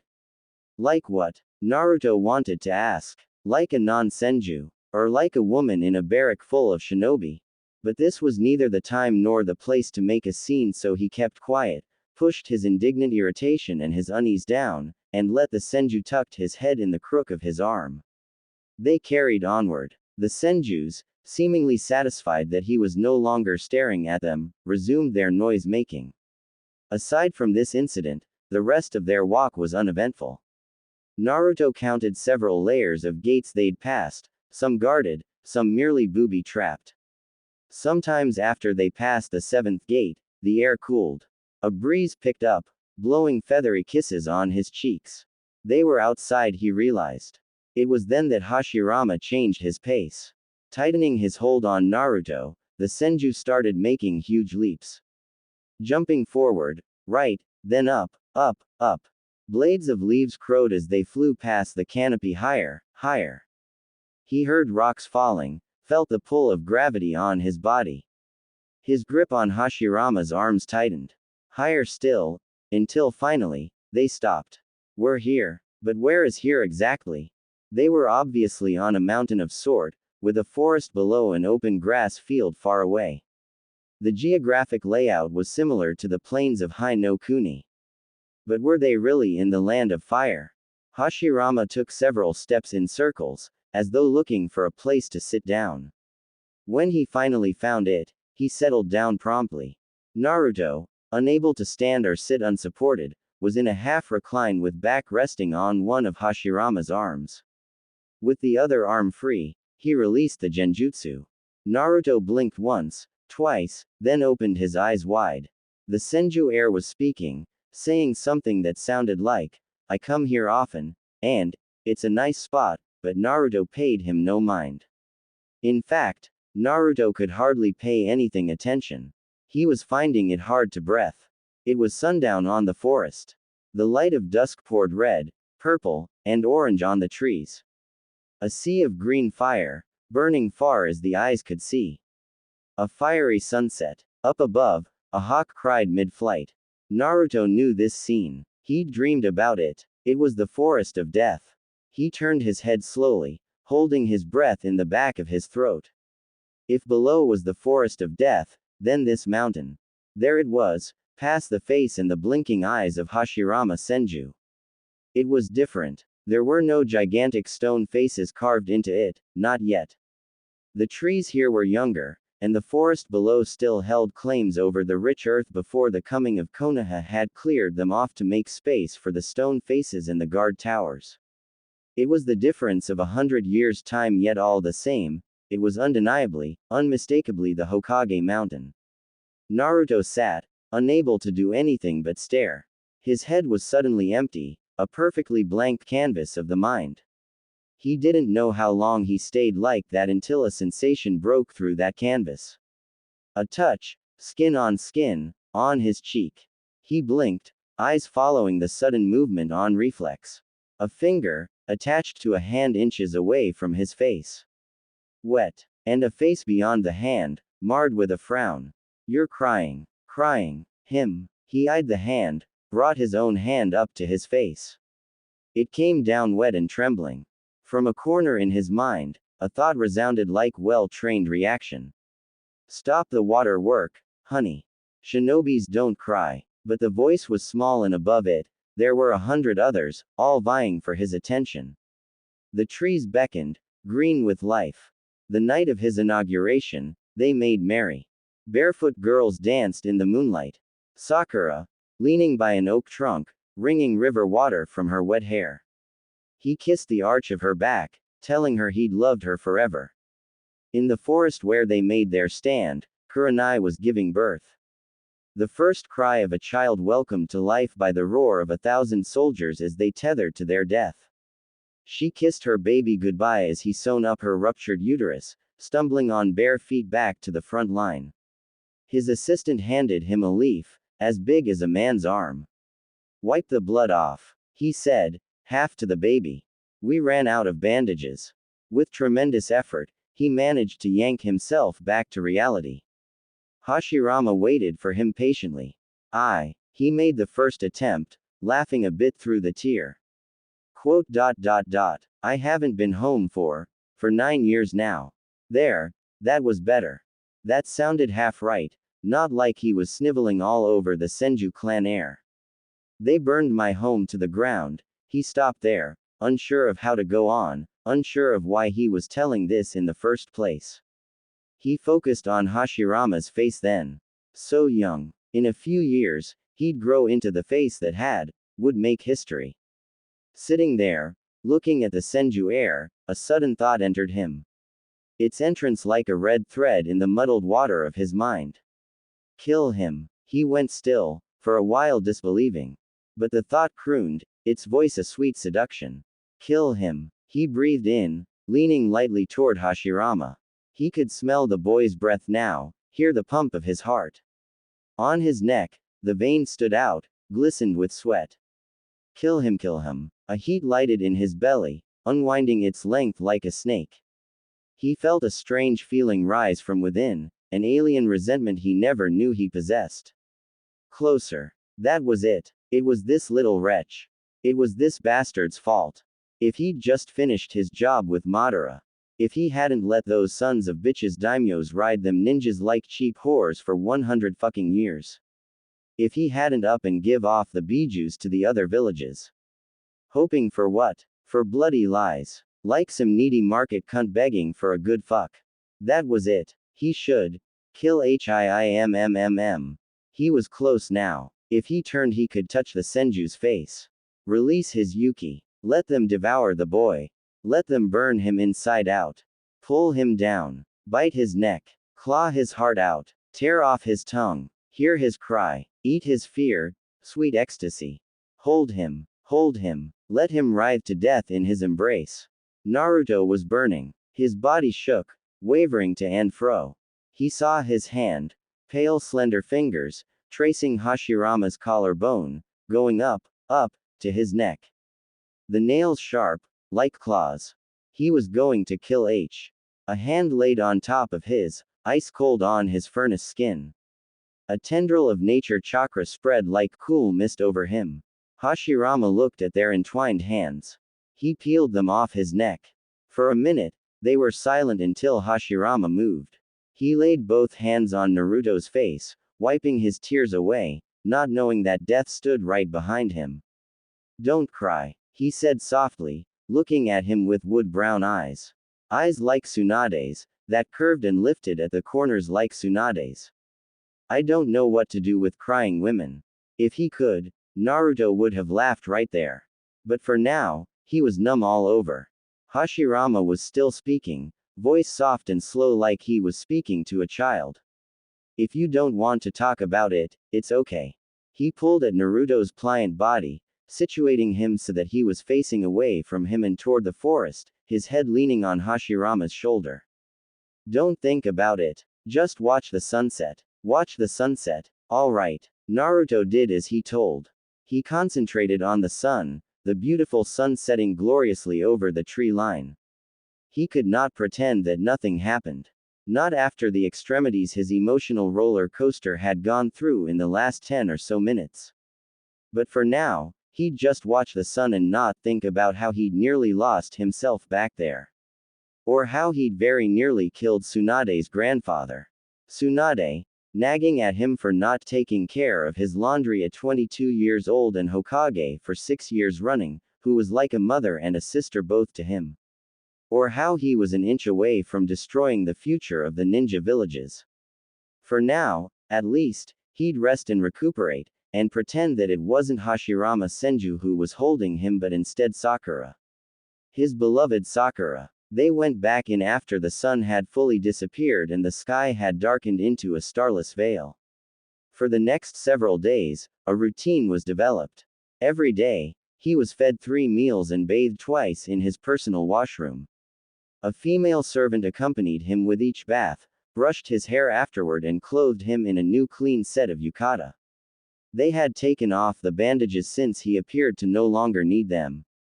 Hashirama visited him once every day, always in the late afternoon or early evening, and almost always garbed in full armor.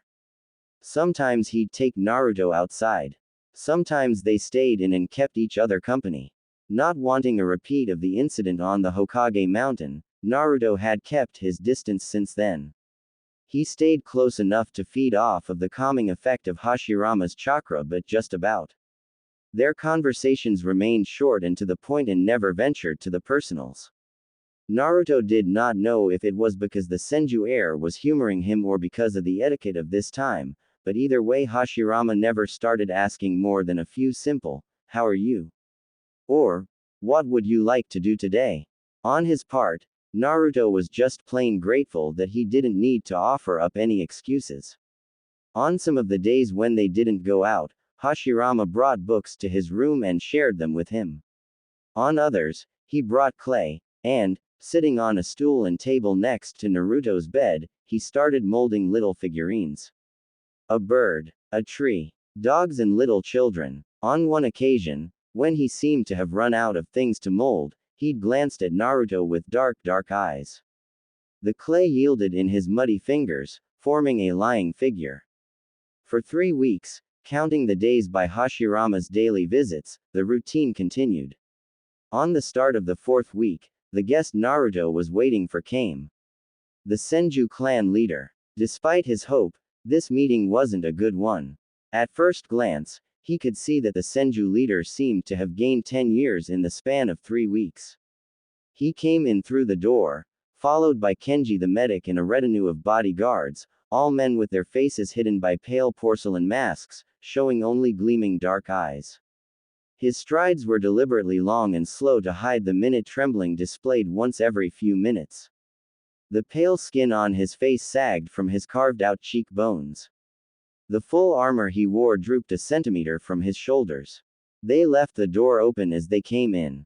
Light, both from the torches and the sun-reflecting bronze mirrors, poured in over his back, painting his front in a mosaic of shadows that didn't help at all with his appearance. Yet despite all these signs of slow decay, he stood almost too proudly staring down at the lying Naruto with hawk-like eyes. "I am Yoshizawa Senju." He spoke in a tone that made it clear that Naruto should already know of this. "And you are no one." Perhaps if the Senju leader had been speaking to someone else, someone that was not Naruto Uzumaki, who neither was impressed nor had any tolerance for prideful power figures, he'd have received a better response. On his part, Naruto was holding back. If he were his usual self, he'd have no doubt given a far more flippant answer, like, "Your mama," for instance, but instead, he found himself refraining. The obvious reason would be he was already in a tight enough bind and he really didn't need to add his getting booted from the Senju fortress on the charge of freely expressing himself. But beyond even that, the one real reason that stopped him in his track was the man, Yoshizawa, himself. His face was frozen in a perpetually stern expression, betraying nothing but his pride. It was strange seeing such expression for the mere reason that Yoshizawa's face, despite the pepper-sprayed beard and the harshness that seemed permanently carved onto it, looked like it could have been a carbon copy of a younger Sandaime Hokage. Either cousin or close relative. He didn't even want to think about the alternative. He wasn't here to dig up dead people's mud. "As I said, sire. The woman is," said the medic, shooting the Senju leader a look. "The woman is what?" said Naruto, voice breezy as though he was talking about the weather. Then, he turned back to Yoshizawa. "My family are all dead. The name of a dead clan is of no matter to you. What matter is, what are you going to do to me now?" Yoshizawa didn't react. His subordinate did the job for him. The bodyguards tensed. Kenji looked as though he just saw a woman for the first time in his life. Their eyes made clear their suspicion of him. Naruto, on the other hand, was completely unperturbed by their reactions. Women of this time obviously didn't talk like him. However, with men like Yoshizawa, Naruto knew, there was no use in playing yarn balls with pretty words. He'd be better off clear and upfront. The man considered Naruto for a moment before opening his mouth. Before he could say anything, however, they were interrupted by a rumble of noises from the hall. The thudding of feet running and someone's voice yelling incoherently. In a minute, Hashirama Senju burst through the door, 2 men hot on his heels. He still had his armor, smeared with dirt and scratches and red stains, on. With a nod, Yoshizawa sent the 2 men retreating. Hashirama looked at the guards, to his father, and finally Naruto, who was calmly watching the unfolding scene. He addressed Yoshizawa. "Father, you're all right." The Senju leader gave a dry snort. "You should at least look at me when you're asking my health instead of at that woman. You're going to kill her." It wasn't a question. Naruto tensed. His Yuki grumbled underneath his skin. He was right after all. Things were obviously not pretty in the Senju clan and he better prepared for it. With the fingers on his shielded hand, he drew a pattern on the sheet. This close to Hashirama, he had just about enough control for this but not much else. Luckily, with all their attention on the young Senju and his helpless appearance right now, no one would notice what he was trying to do. Yes, maybe. That'd obviously give us less thing to worry about, wouldn't it? She saved your life. Hashirama snarled, his usual courtesy long gone. And you saved hers. Yoshizawa fingered the hilt of the ninjutsu on his waist, deliberately standing between Hashirama and the bed. "It will be quick. It will be mercy for her and less trouble for us." He wasn't even looking at Naruto as he said this. Better that than the half-life she's living now. I won't. The Senju heir moved to reach his father and Naruto but stopped when 4 ninjutsus screeched open from their scabbards. The Senju leader's personal guards had spread to a wide circle. They hadn't yet closed in on the clan heir, but the warning was clear. Stand back. This is my personal concern. Yoshizawa bit out before turning back to his son. You won't. Won't what? He let the rest of the sentence hang as if daring the Senju heir to complete it. There was a tense moment as father and son stared at each other. Kenji, seemingly the only vulnerable one among the Senjus in the room, had retreated to a far corner. The guards held their position. In the silence, an unspoken conversation went between the 2 Senjus, one young, one old. Though he hadn't yet said a word, it was clear from his stance that Hashirama wasn't walking away. Yoshizawa too was solemnly quiet. His face showed nothing of what he was thinking of his son's defiance. They stayed like that for about a minute. Surprisingly, the Senju leader was the first to look away. He took a leisurely step back, eyes roaming the room layout. When he spoke, his voice, a rumbling basso, was in stark contrast with his pleasant words. You chose a good room. He made a gesture with his hand. Nice air flow, not too hot but not too cold either. Close to all exits and to your own room. It must be easy to keep an eye on her. And servants. He rapped a hand on the table, looking out through the window.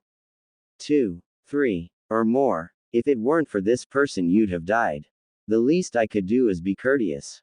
Hashirama paused before adding, in your place. In my place. I see. I see. He nodded once, twice before looking back at his son. You're a smart boy. You've always been a fast learner. A mere 3 weeks and you're ordering your father around. What's next, Hashirama? A knife to my back. Poison in my water. And that was when the first crack appeared in Hashirama's expression. He started. But Yoshizawa had already turned his back on him. There are rules in the clan. Rules that not even clan heirs are allowed to break. He stopped then, his gaze landed on the watching Naruto. Woman. Ha. Ha ha. Are you looking at him? Are you worried? My son. He goes out and kills every day yet he dreams of peace, of living peaceably. He spat out. Peace, as though it was a curse word. That either makes him a delusional fool or a hypocrite. Yoshizawa seemed to have forgotten other presences in the room. He was focused solely on Naruto and his son now. Though his face was unnervingly calm, his voice was not, and he was making a fist with his hand, squeezing it as if to make a statement. The clothes you wear, the food fed to you, this bed, this room, they are all bought on blood. Do you understand? We make our living on blood. What is a shinobi that doesn't kill? Or is that too low for you now? He didn't stop there. It wasn't because he didn't remember or he was too angry, but because he didn't care that the medic, his guards and one outsider woman were watching, some more uncomfortable than others. From the way his eyes inspected his son's darkening face, the Senju head knew exactly the sort of damage he was pounding on him. It was all deliberate. Naruto watched this unfold with a sort of shameful horror. There could have been anger too, but he wasn't sure. He wasn't simply lying on the bed anymore but on the side of his body, one arm propped up, the other still hidden behind his back. He had his eyes pasted on the Senju heir who was staring down at his feet, his body unnaturally stiff. According to history texts, Hashirama Senju was touted to be the strongest shinobi of his time, a wise and charismatic leader unanimously loved by his people. Well, according to Naruto, history books were a load of croak. People looked for perfect idols to worship, so naturally they never see what they didn't want to see, and even if they saw it, they erased it or claimed it lies and propaganda. Of this, Naruto had personal experience. By the second year of his tenure, the population of Konoha had experienced a sort of mass amnesia. No one seemed to be able to remember he used to be a sad lonely child who wore neon orange and the same neck dirt for weeks just so people would notice him. They put it down in their books that he was under the secret tutelage of Sanin Jiraiya since he was 5, Never mind the fact that he didn't even manage to pass his genin test for 3 years in a row. 2 lies told for the sake of the nation, and no one needed to remember that they were there. They watched history in the making and never bothered. So why the surprise that the Senju's family life was apparently historically incorrect? Why the shame and the anger and the revulsion, and why was it that he couldn't decide which one he was feeling more? Was it the simple fact that it was the Shadaime Hokage, Konoha's first Hokage, that was getting chewed out for the legend he'd create later in his life? And by a bloke who never even made a paragraph in the course of history? Or the sound of Yoshizawa Senju's rant itself? That certain rhythm and tone that suggested that this had happened before, more than once. And he hadn't guessed it coming with all the clues he had had until now. Or the emotion behind it. That eerie combination of parental worry-induced anger and sheer relish that accompanied each verbal blow, all of them carefully calculated and delivered from father to son. Or the disappointment. Oh, yes, the disappointment. That Hashirama Senju was not at all the prodigal and beloved clan heir he was supposed to be, but just a boy, a not yet man, trying hard to survive and find himself at the same time. A dreamer who had that bad habit of dreaming all the right dreams at the wrong time. Dreams that were simultaneously horrible and wonderful in their promises. If Naruto had a guess, he'd say a combination of all of them. He couldn't care less, however. All he wanted to do, right there, was to crawl out of that bed, crawl out on all four if need be, and beat the living shit out of the motherfucker who thought playing mind game with his own child was funny. Pity he couldn't do that. Neither the crawling nor the beating. For all he wanted to do to Yoshizawa Senju, now was not the time for emotions, no matter how well deserving those emotions were. Now was the time for reasons and actions. And the one action Naruto knew he needed then was a change of plan before all things went to hell. If the Senju head wasn't going to play nice, and it was obvious that he wasn't doing that anytime soon, then by all rules of the game, Naruto didn't need to play nice either. With that thought out, he adjusted himself, got a better grip on the bed frame, then let loose his Yuki on the unsuspecting Senjus. Don't talk like that, it makes you sound pathetic. The Yuki spike did its job. He had the room's full attention. 2 big words for you. Then how about this? Shut up, old fart. Naruto gave the nastiest grin in his arsenal, relishing on Yoshizawa's reddening face and Hashirama's wide-open eyes. The guards moved, obviously trying to defend their master's honor, but it was then that they saw what they had missed.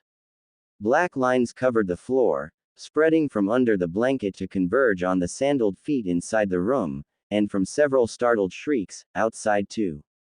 Kage Fudo no Fuin. Too slow to be used in combat but pretty nifty in situations like this. You won't move an inch without my saying so.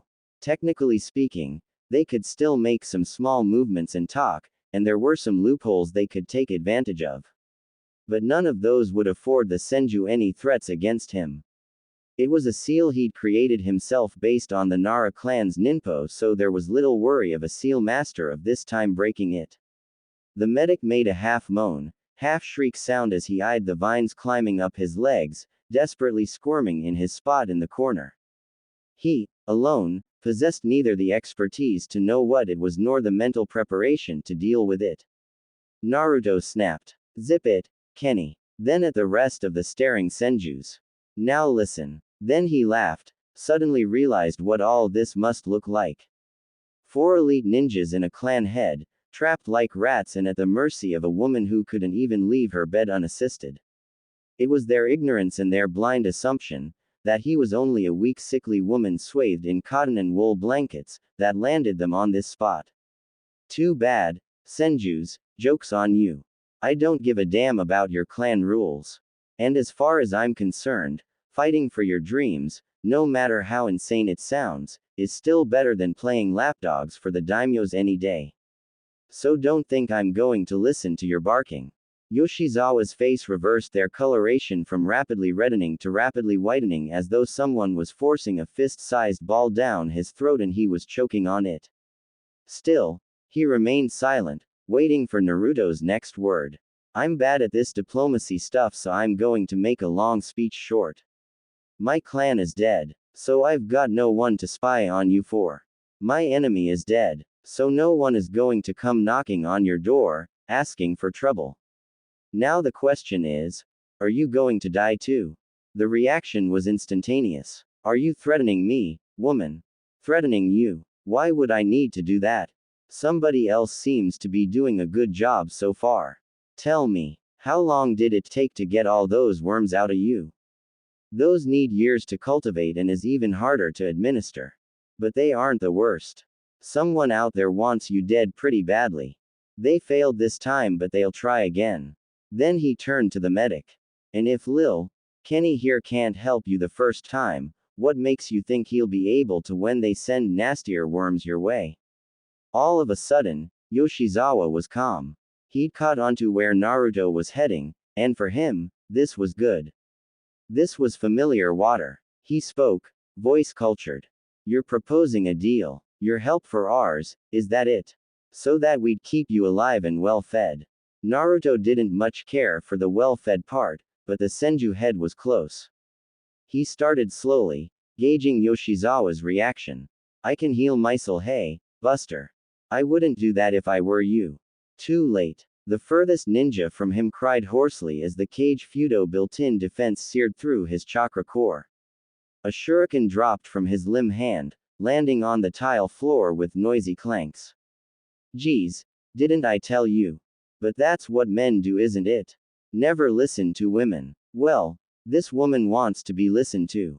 Now, exactly at the now, he released the chakra equivalent of an electric shock at all the Senju saved Hashirama. Two grunted, the rest was stoically quiet. It was needed after all, just to get his point across. Plus, he was getting antsy at the weak resistance they put up. So, are you paying attention now? Or are we going to play zap the mole until I've got all of you fried up? Alright, talk, woman. He ignored the slur. Just to make it clear, old man. I'm not planning on dying anytime soon. I can heal myself. A soft gasp in the corner. But I cannot do it alone. That's not possible. I checked you myself. Your thoracic vertebrae are. The medic sputtered, but his last word was not broken. Twisted. For a moment, he debated explaining what he planned to do to the medic but ultimately decided against it. Now was not the time. His first priority was to secure an understanding with the Senjus. It is possible. He pointed at the side of his waist and at a bump on his back. Make a hole here and here. Use chakra scalpel to cut through, then reset the root nerves. Like how incorrectly set bones were reset. Break it new, then set it again and let it heal.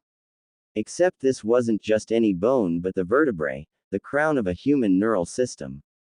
If he were optimistic, he'd say he had about 30% chance of success. But at this point, he was past caring about chances. The medic's eyes shone, like that of jackals scenting blood in the air. But at the same time, there was a crazed quality to it. It was a look that was greedy, in awe, fearful, amazed all at once. With great difficulty, Naruto dragged his body up, upper back leaning against the wall for support. He pulled back the sleeve, exposing his left arm. I know what you're thinking. You're thinking that's not possible. I must be lying because no one could do that. Or even if anyone could, the patient would die anyway. It will be easier if I just show you. Chakra spiked on his right hand, forming a visible glove of purplish light. Chakra scalpel. Kenji breathed, the word holding a tone that seemed more fitting for Holy Grail, instead of a required medical tool of Iryo nins of his days. Naruto nodded absent-mindedly, making a quick but deep cut on his arm. There was about a full minute of red blood oozing from the inch-deep wound. When they slid off his arm, his skin was revealed, to the surprise of the Senjus, smooth and whole. Good as new. Understand now, I will not die. Not because of something like this. Others will, but I won't. That was a complete lie, but the Senju didn't need to know about that. So, now that you're convinced, this is what I want. 1. Put this seal on me. He flicked a finger, The cage Fudo shifted, drawing out a seal array that took up most part of the room. He ignored the speculative looks thrown his way. It was a chakra suppression seal. Not the most powerful he knew, but the most maneuverable. On other ninjas, it would reduce them to mere civilians, but on him, it would work as a stabilizer. You can keep it if you want. It's great for keeping ninjas prisoner. Free of charge. And 2, give that man to me. Me. Yes, you. You will be the one. In 2 months, I'll have you ready for the operation. 2 months. That is too short. That is crazy. I cannot. The medic sputtered, obviously at great pain to admit his inability. You will learn, said Naruto, or I'll turn you into a puppet. Puppet. Like this. He wiggled his fingers. On cue, the medic pounced into a frenzied jig. This is for short term. If I want it longer, I'll take your brain from your head and set a pattern to it. A bit messy, but it works fine. Actually, it wouldn't. But from the medic's greening complexion, it worked great as incentive. Finally, he turned back to the Senju head, waiting for his answer. Yoshizawa stared back at him. He looked calm. His face held none of his anger, nor did it hold any inkling to what the man was thinking. He simply stared. This way, the Senju could only profit, and he knew that they all knew it. Not only would they be able to ascertain their leader's safety, but they'd also learn an A-class suppression seal which did not exist in this time, and a multitude of powerful healing techniques unheard of before. What was the cost of taking care of an ill woman compared to that? But Naruto had a guess, and if his guess was correct. I refuse, came Yoshizawa's reply. The man was carefully watching Naruto's face for his reaction. If the Senju head had been expecting surprised expression, indignant and uncomprehending yells, or even anger from Naruto, he'd have been disappointed because Naruto gave none of these. In reply, he merely laughed. You are so predictable. You reacted exactly as I thought you would. He put a hand to his mouth to staunch his laughter. The genuine surprise in their eyes was pure entertainment for him after the long weeks of solitude in his room. But this was not yet the bomb he was going to drop. I think you misunderstood me. I didn't offer you a deal. What I did is giving you an order. Complete silence. But he was not at all perturbed. Let me see if I got it right. You figured there's no need to agree. Because isn't it strange for a complete strangers to pop up right before your failed assassination, conveniently knowing the cure to your problem? Sure, she said her clan was dead, but that's what she said. She's just a harmless invalid before, but now she says she can fix it. So the result is, somehow this woman's gotten herself into the heart of your clan, gotten you indebted to her, and will soon be not so invalid anymore. Coincidence? He curled a finger into a question mark. Is she a spy, a sleeper agent, or really just chances? You don't know, but you don't want to take the risk. Sure, she's got you trapped here, but it won't be long. After all, this is your home turf. Your territory. She cannot kill you. Embarrass you maybe. Hurt you, sure. But if she kills you, she's as good as dead. So you figured you could just stall until she either runs out of chakra or your relatives to take notice and jump in. Whichever comes first. Maybe they're already here, just waiting for your command. The Senju head opened his mouth, but Naruto stopped him with a raised index finger. Oh, yes. Then there's the little problem of your attacker. Tricky one. Is it true? You think, will they come for you again? Maybe. But it doesn't matter. You aren't the type to worry about being killed in combat. And whatever poison they send, this woman obviously knows the cure. And you have her in the palm of your hand, don't ya? After all, it's not like she can run away from you. Making her cooperate would be easy. Withdrawing food or the likes. I'm sure you're creative enough. In the end, you concluded. There's no need to agree to this deal. She's got nothing on you. You just have to keep her alive, keep her docile, keep her harmless. Like how they keep dogs for added security and for emergency meat. Am I right? The Senju head said nothing, but the corners of his eyes held a stiffness that declared to all that Naruto was spot on. He snorted, giving his first commentary on the Senju head's plan. I'd rethink that strategy if I were you. He didn't wait for their reply. He had too little time as it was. Right at the end of his line, he released all the locks on his Yuki, pushing it, boiling, gurgling, quivering, gloriously crowing in the light of freedom, out into the open. If he had let it out like that, he knew he could cause a few weaker-hearted ninjas to die from the pressure alone, and probably go berserk in the process. But it was let out for only a single second before he firmly yanked it back in. The presence of Hashirama Senju in the close vicinity only made it easier for him. For the Senju ninja, the result of this 1-second exposure was a terrible whiplash to their core. He could see their faces, the bare necks under their masks paling, cold sweats running down. Their breaths became hushed ragged pants. Their eyes wide and shaken. Already, he could see one of them sagging bonelessly in the hold of his cage fudo. He gave them a few minutes to collect themselves before continuing. Get it? I am dying. He got a couple of uncomprehending blinks for that. A goodbye gift from my enemy. It's turning my chakra into slow poison. I'm holding it back consciously, but it won't be long now. Then he paused, looking inquisitively at the Senju leader. You ever seen a C bomb before? No, I'll tell you. It's like firecrackers. Except it's bigger. Got more fire. And it's bigger still if you put more chakra to it. A clan in stone makes them. Their biggest one is CO. It can take out whole mountains easy, but you don't get to see it very often, cause once it blows, they blow with it too. Give it all their chakra. Kamikaze style. Now I'll tell you a secret. I'm that C0 right now. All of me. He paused again to let them swallow it, let them remember just how much chakra he'd shown. So, how big is your mountain, dear? How big is it? A horrible realization dawned on their faces, too strong and too abrupt to be pressed down by protocol emotional restraint. He watched them. He didn't take relish in it. He just watched. And see if his message got through. He was ruthless. He wouldn't stop until they've got all the stuff he said lodged all the way to the back of their brain. They were silent for maybe a minute until Yoshizawa spoke, somehow still keeping his voice even.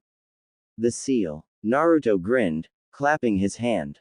Nice one. You actually listened. Then he stopped clapping. Now that you know, we can get back to business. You thought you could refuse me. But it's not this little C-graded paint job that you're stuck with. I am the living seal that you can't escape. So, what can you do? Think. What can you do? He held up 3 dainty fingers, reading out loud the Senju head's thoughts. 1. Kill her. 2. Put a seal on her. 3. Throw her out, as far away as you can. That's good theory, but you're not sure, are you? You can kill her, but you don't know if that'll put a stop to the bomb. You can put a seal on her, but putting a seal on a seal master is like throwing kunais at a weapon master and hope that they won't come back and bite you. Your last option then is to throw her out. But how far? How far till the fire won't reach you? How fast can your shinobis run? How fast does it compare to her when she's not holding it back? When she's pushing it with all her might, cause she doesn't want to die and she doesn't want to die alone. Again, silence. And he knew he had some extra guests, stuck in the rim of his seal, screaming and squealing. Finish this, fast. Out of all 3 options, I think the third gives you the best chance. But, that would be war, between us. That'd be you and me in a fight. And, Yoshizawa. He spoke the Senju leader's name for the first time. Not so much spoke it but purred it, the way lovers might do. Up close and personal, as intimate as skin on skin, leaving no space for even a hint of lie. He truly wasn't lying there. His words came out slow and heavy. I'm a person who's got nothing left to lose. Do you really want to fight me? Do you really think you can win? They stared at each other. On one side, a man standing at perhaps 6 feet 7, decked out in full chainmail and armor, looking down. On the other, a woman sat among a swath of cotton and linen blanket and bed sheet. It was then that Yoshizawa saw Naruto for the first time. Not the usual systemized process of look, register, dismiss, but actually saw. And this, alone, put on his face an expression that stopped his guards from hurling insults at the imbecilic woman the moment she dared to insinuate that someone like him could lose a fight to her.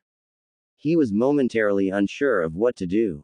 All his options had been read out to him and skewered right on spot. He looked at her breezy cotton yukata, the soft creamy skin of her neck, the inviting curve and incline of collar bones peeking out from under the hemline. So, what's it gonna be, Big Daddy? Are you going to play balls with me, or are we going to sit back and watch the spectacular fireworks on your? She taunted. He saw the tip of her tongue, a glistening pink, peeking out from the crevice of her lips. Then he felt a red surge of anger so sudden it surprised even him. This frail, glass-like creature, who didn't even look like she could lift a clan standard-issued sword off the ground, had threatened him. And he had felt it. Felt it, all the way through layers of mental armors he'd imposed on himself since he was a mere boy. He'd heard it like she wasn't on the other side of the room, on that bed, looking like a wet kitten stuck in blooms of cotton wool, but right beside him, telling him, right by his ear. So close he could imagine his hand reaching out to that slender neck and squeezed, and squeezed, and squeezed, and laughed as he squeezed some more, and watched that blue eyes of her dim to a milky gray, and he drew a breath in, tasting the soup-like texture of air clogging his nostrils, his throat. The woman was still looking at him, with eyes that weren't milky gray, and she wasn't the only one looking. His clansmen waited for him, for either his command or his answer. And he shall give them one. He turned his head and growled out, "Get out." Then remembered they were still held in place by the alien seal. "Let them out," he told her. "I'll speak to you. Alone." And when they were alone, he spoke. "Woman. Look, register, dismiss. Unfeeling. Safe." It was good after all that he didn't know her name. He felt his anger drained, felt himself crystallized into his usual calm rationality. Good. That was good. I'll do what you ask, on one condition. Once you're fully healed, you'll leave. Leave this land and never return. Even under threat of death. She smiled that smile again. The smile that cut, like glass, like ice, like she'd expected this, except he didn't think she did. "No problem, Papa," she said, almost mocking. He was out of the room before she could blink. The idea that he'd have to house this woman made his skin crawl, made him want to curl up and scream. He hadn't felt that since 10 years ago. Tobarama is almost 9 now. No matter, he'd have her out of his home. She can't play her suicidal card for long. She'd have to cave eventually. Out and never back again. About 5 minutes after the Senju had left, Naruto released the seal on others. Immediately he heard the scuffles of people suddenly losing their balance, then footfalls, out and away. One going in. In a few minutes, Hashirama Senju was standing at his door, casting a long shadow over the floor. He was looking at Naruto as though he'd just seen him for the first time, eyes holding a certain cool edge. And that made Naruto ache something badly. This boy was the only link to his home, whether he wanted it or not. This boy would hold his future. He'd purposefully left him out during his confrontation with Yoshizawa. The seal had held him, but he wasn't touched by any of its more painful aspects. And Naruto was sure that he was immune to his Yuki. He sure looked like he wasn't affected while others around him were shaking to their knees. But now, he would choose his side, and he would surely choose his family. Idly, Naruto wondered what he thought of him now. He asked, "Are you afraid of me now?" To Naruto's surprise, Hashirama shook his head. He walked, slowly, to the bed, then he laid a hand on Naruto's forehead, and it was only then that Naruto realized he was sweating. His Yuki was trembling delicately under his skin, chased away by the Mokuden nature chakra. The seal and the confrontation had taken out from him more than he realized. He was obviously out of shape. He let himself slide down the bed. Hashirama spoke then, and what he had to say was like a slap to Naruto's face. "You were lying the whole time. Naruto breathed in. He tried to keep it light. You sensed my chakra. No, I didn't. You were too far away and I'm not a sensor. I just know. Just know. What the hell sort of answer was that? How could anybody just know? And if he knew, then why the hell didn't he tell his father? He narrowed his eyes at the boy. The Senju air was unaffected. Instead, he kept on speaking. You made it hard for yourself. Naruto snorted. No, really. He wasn't really going to kill you. He was angrier with me. He took it out on you. Well, he's angry with you too now. That made Naruto laugh, because of how young Hashirama sounded. But there was no humor in his laughter. And if your father really was going to kill me? If I didn't do anything and he really wanted to kill me? What would you do then? What would you do? Huh, little boy. He thought in his head, waiting for the answer. What would you do? Would you keep playing your honor game? Going against your father? Against your clan? Is it your faith? Is it strong enough for that, or was it just teenage rebellion? But what he found in the answering gaze of the Senju heir was neither faith nor rebellion. It was something else entirely. Hashirama withdrew his hand, then he answered, all of sudden sounding not so young anymore. I would ask my father for the honor of killing you myself. A long, long pause. Then I'd sneak you out. Naruto was speechless.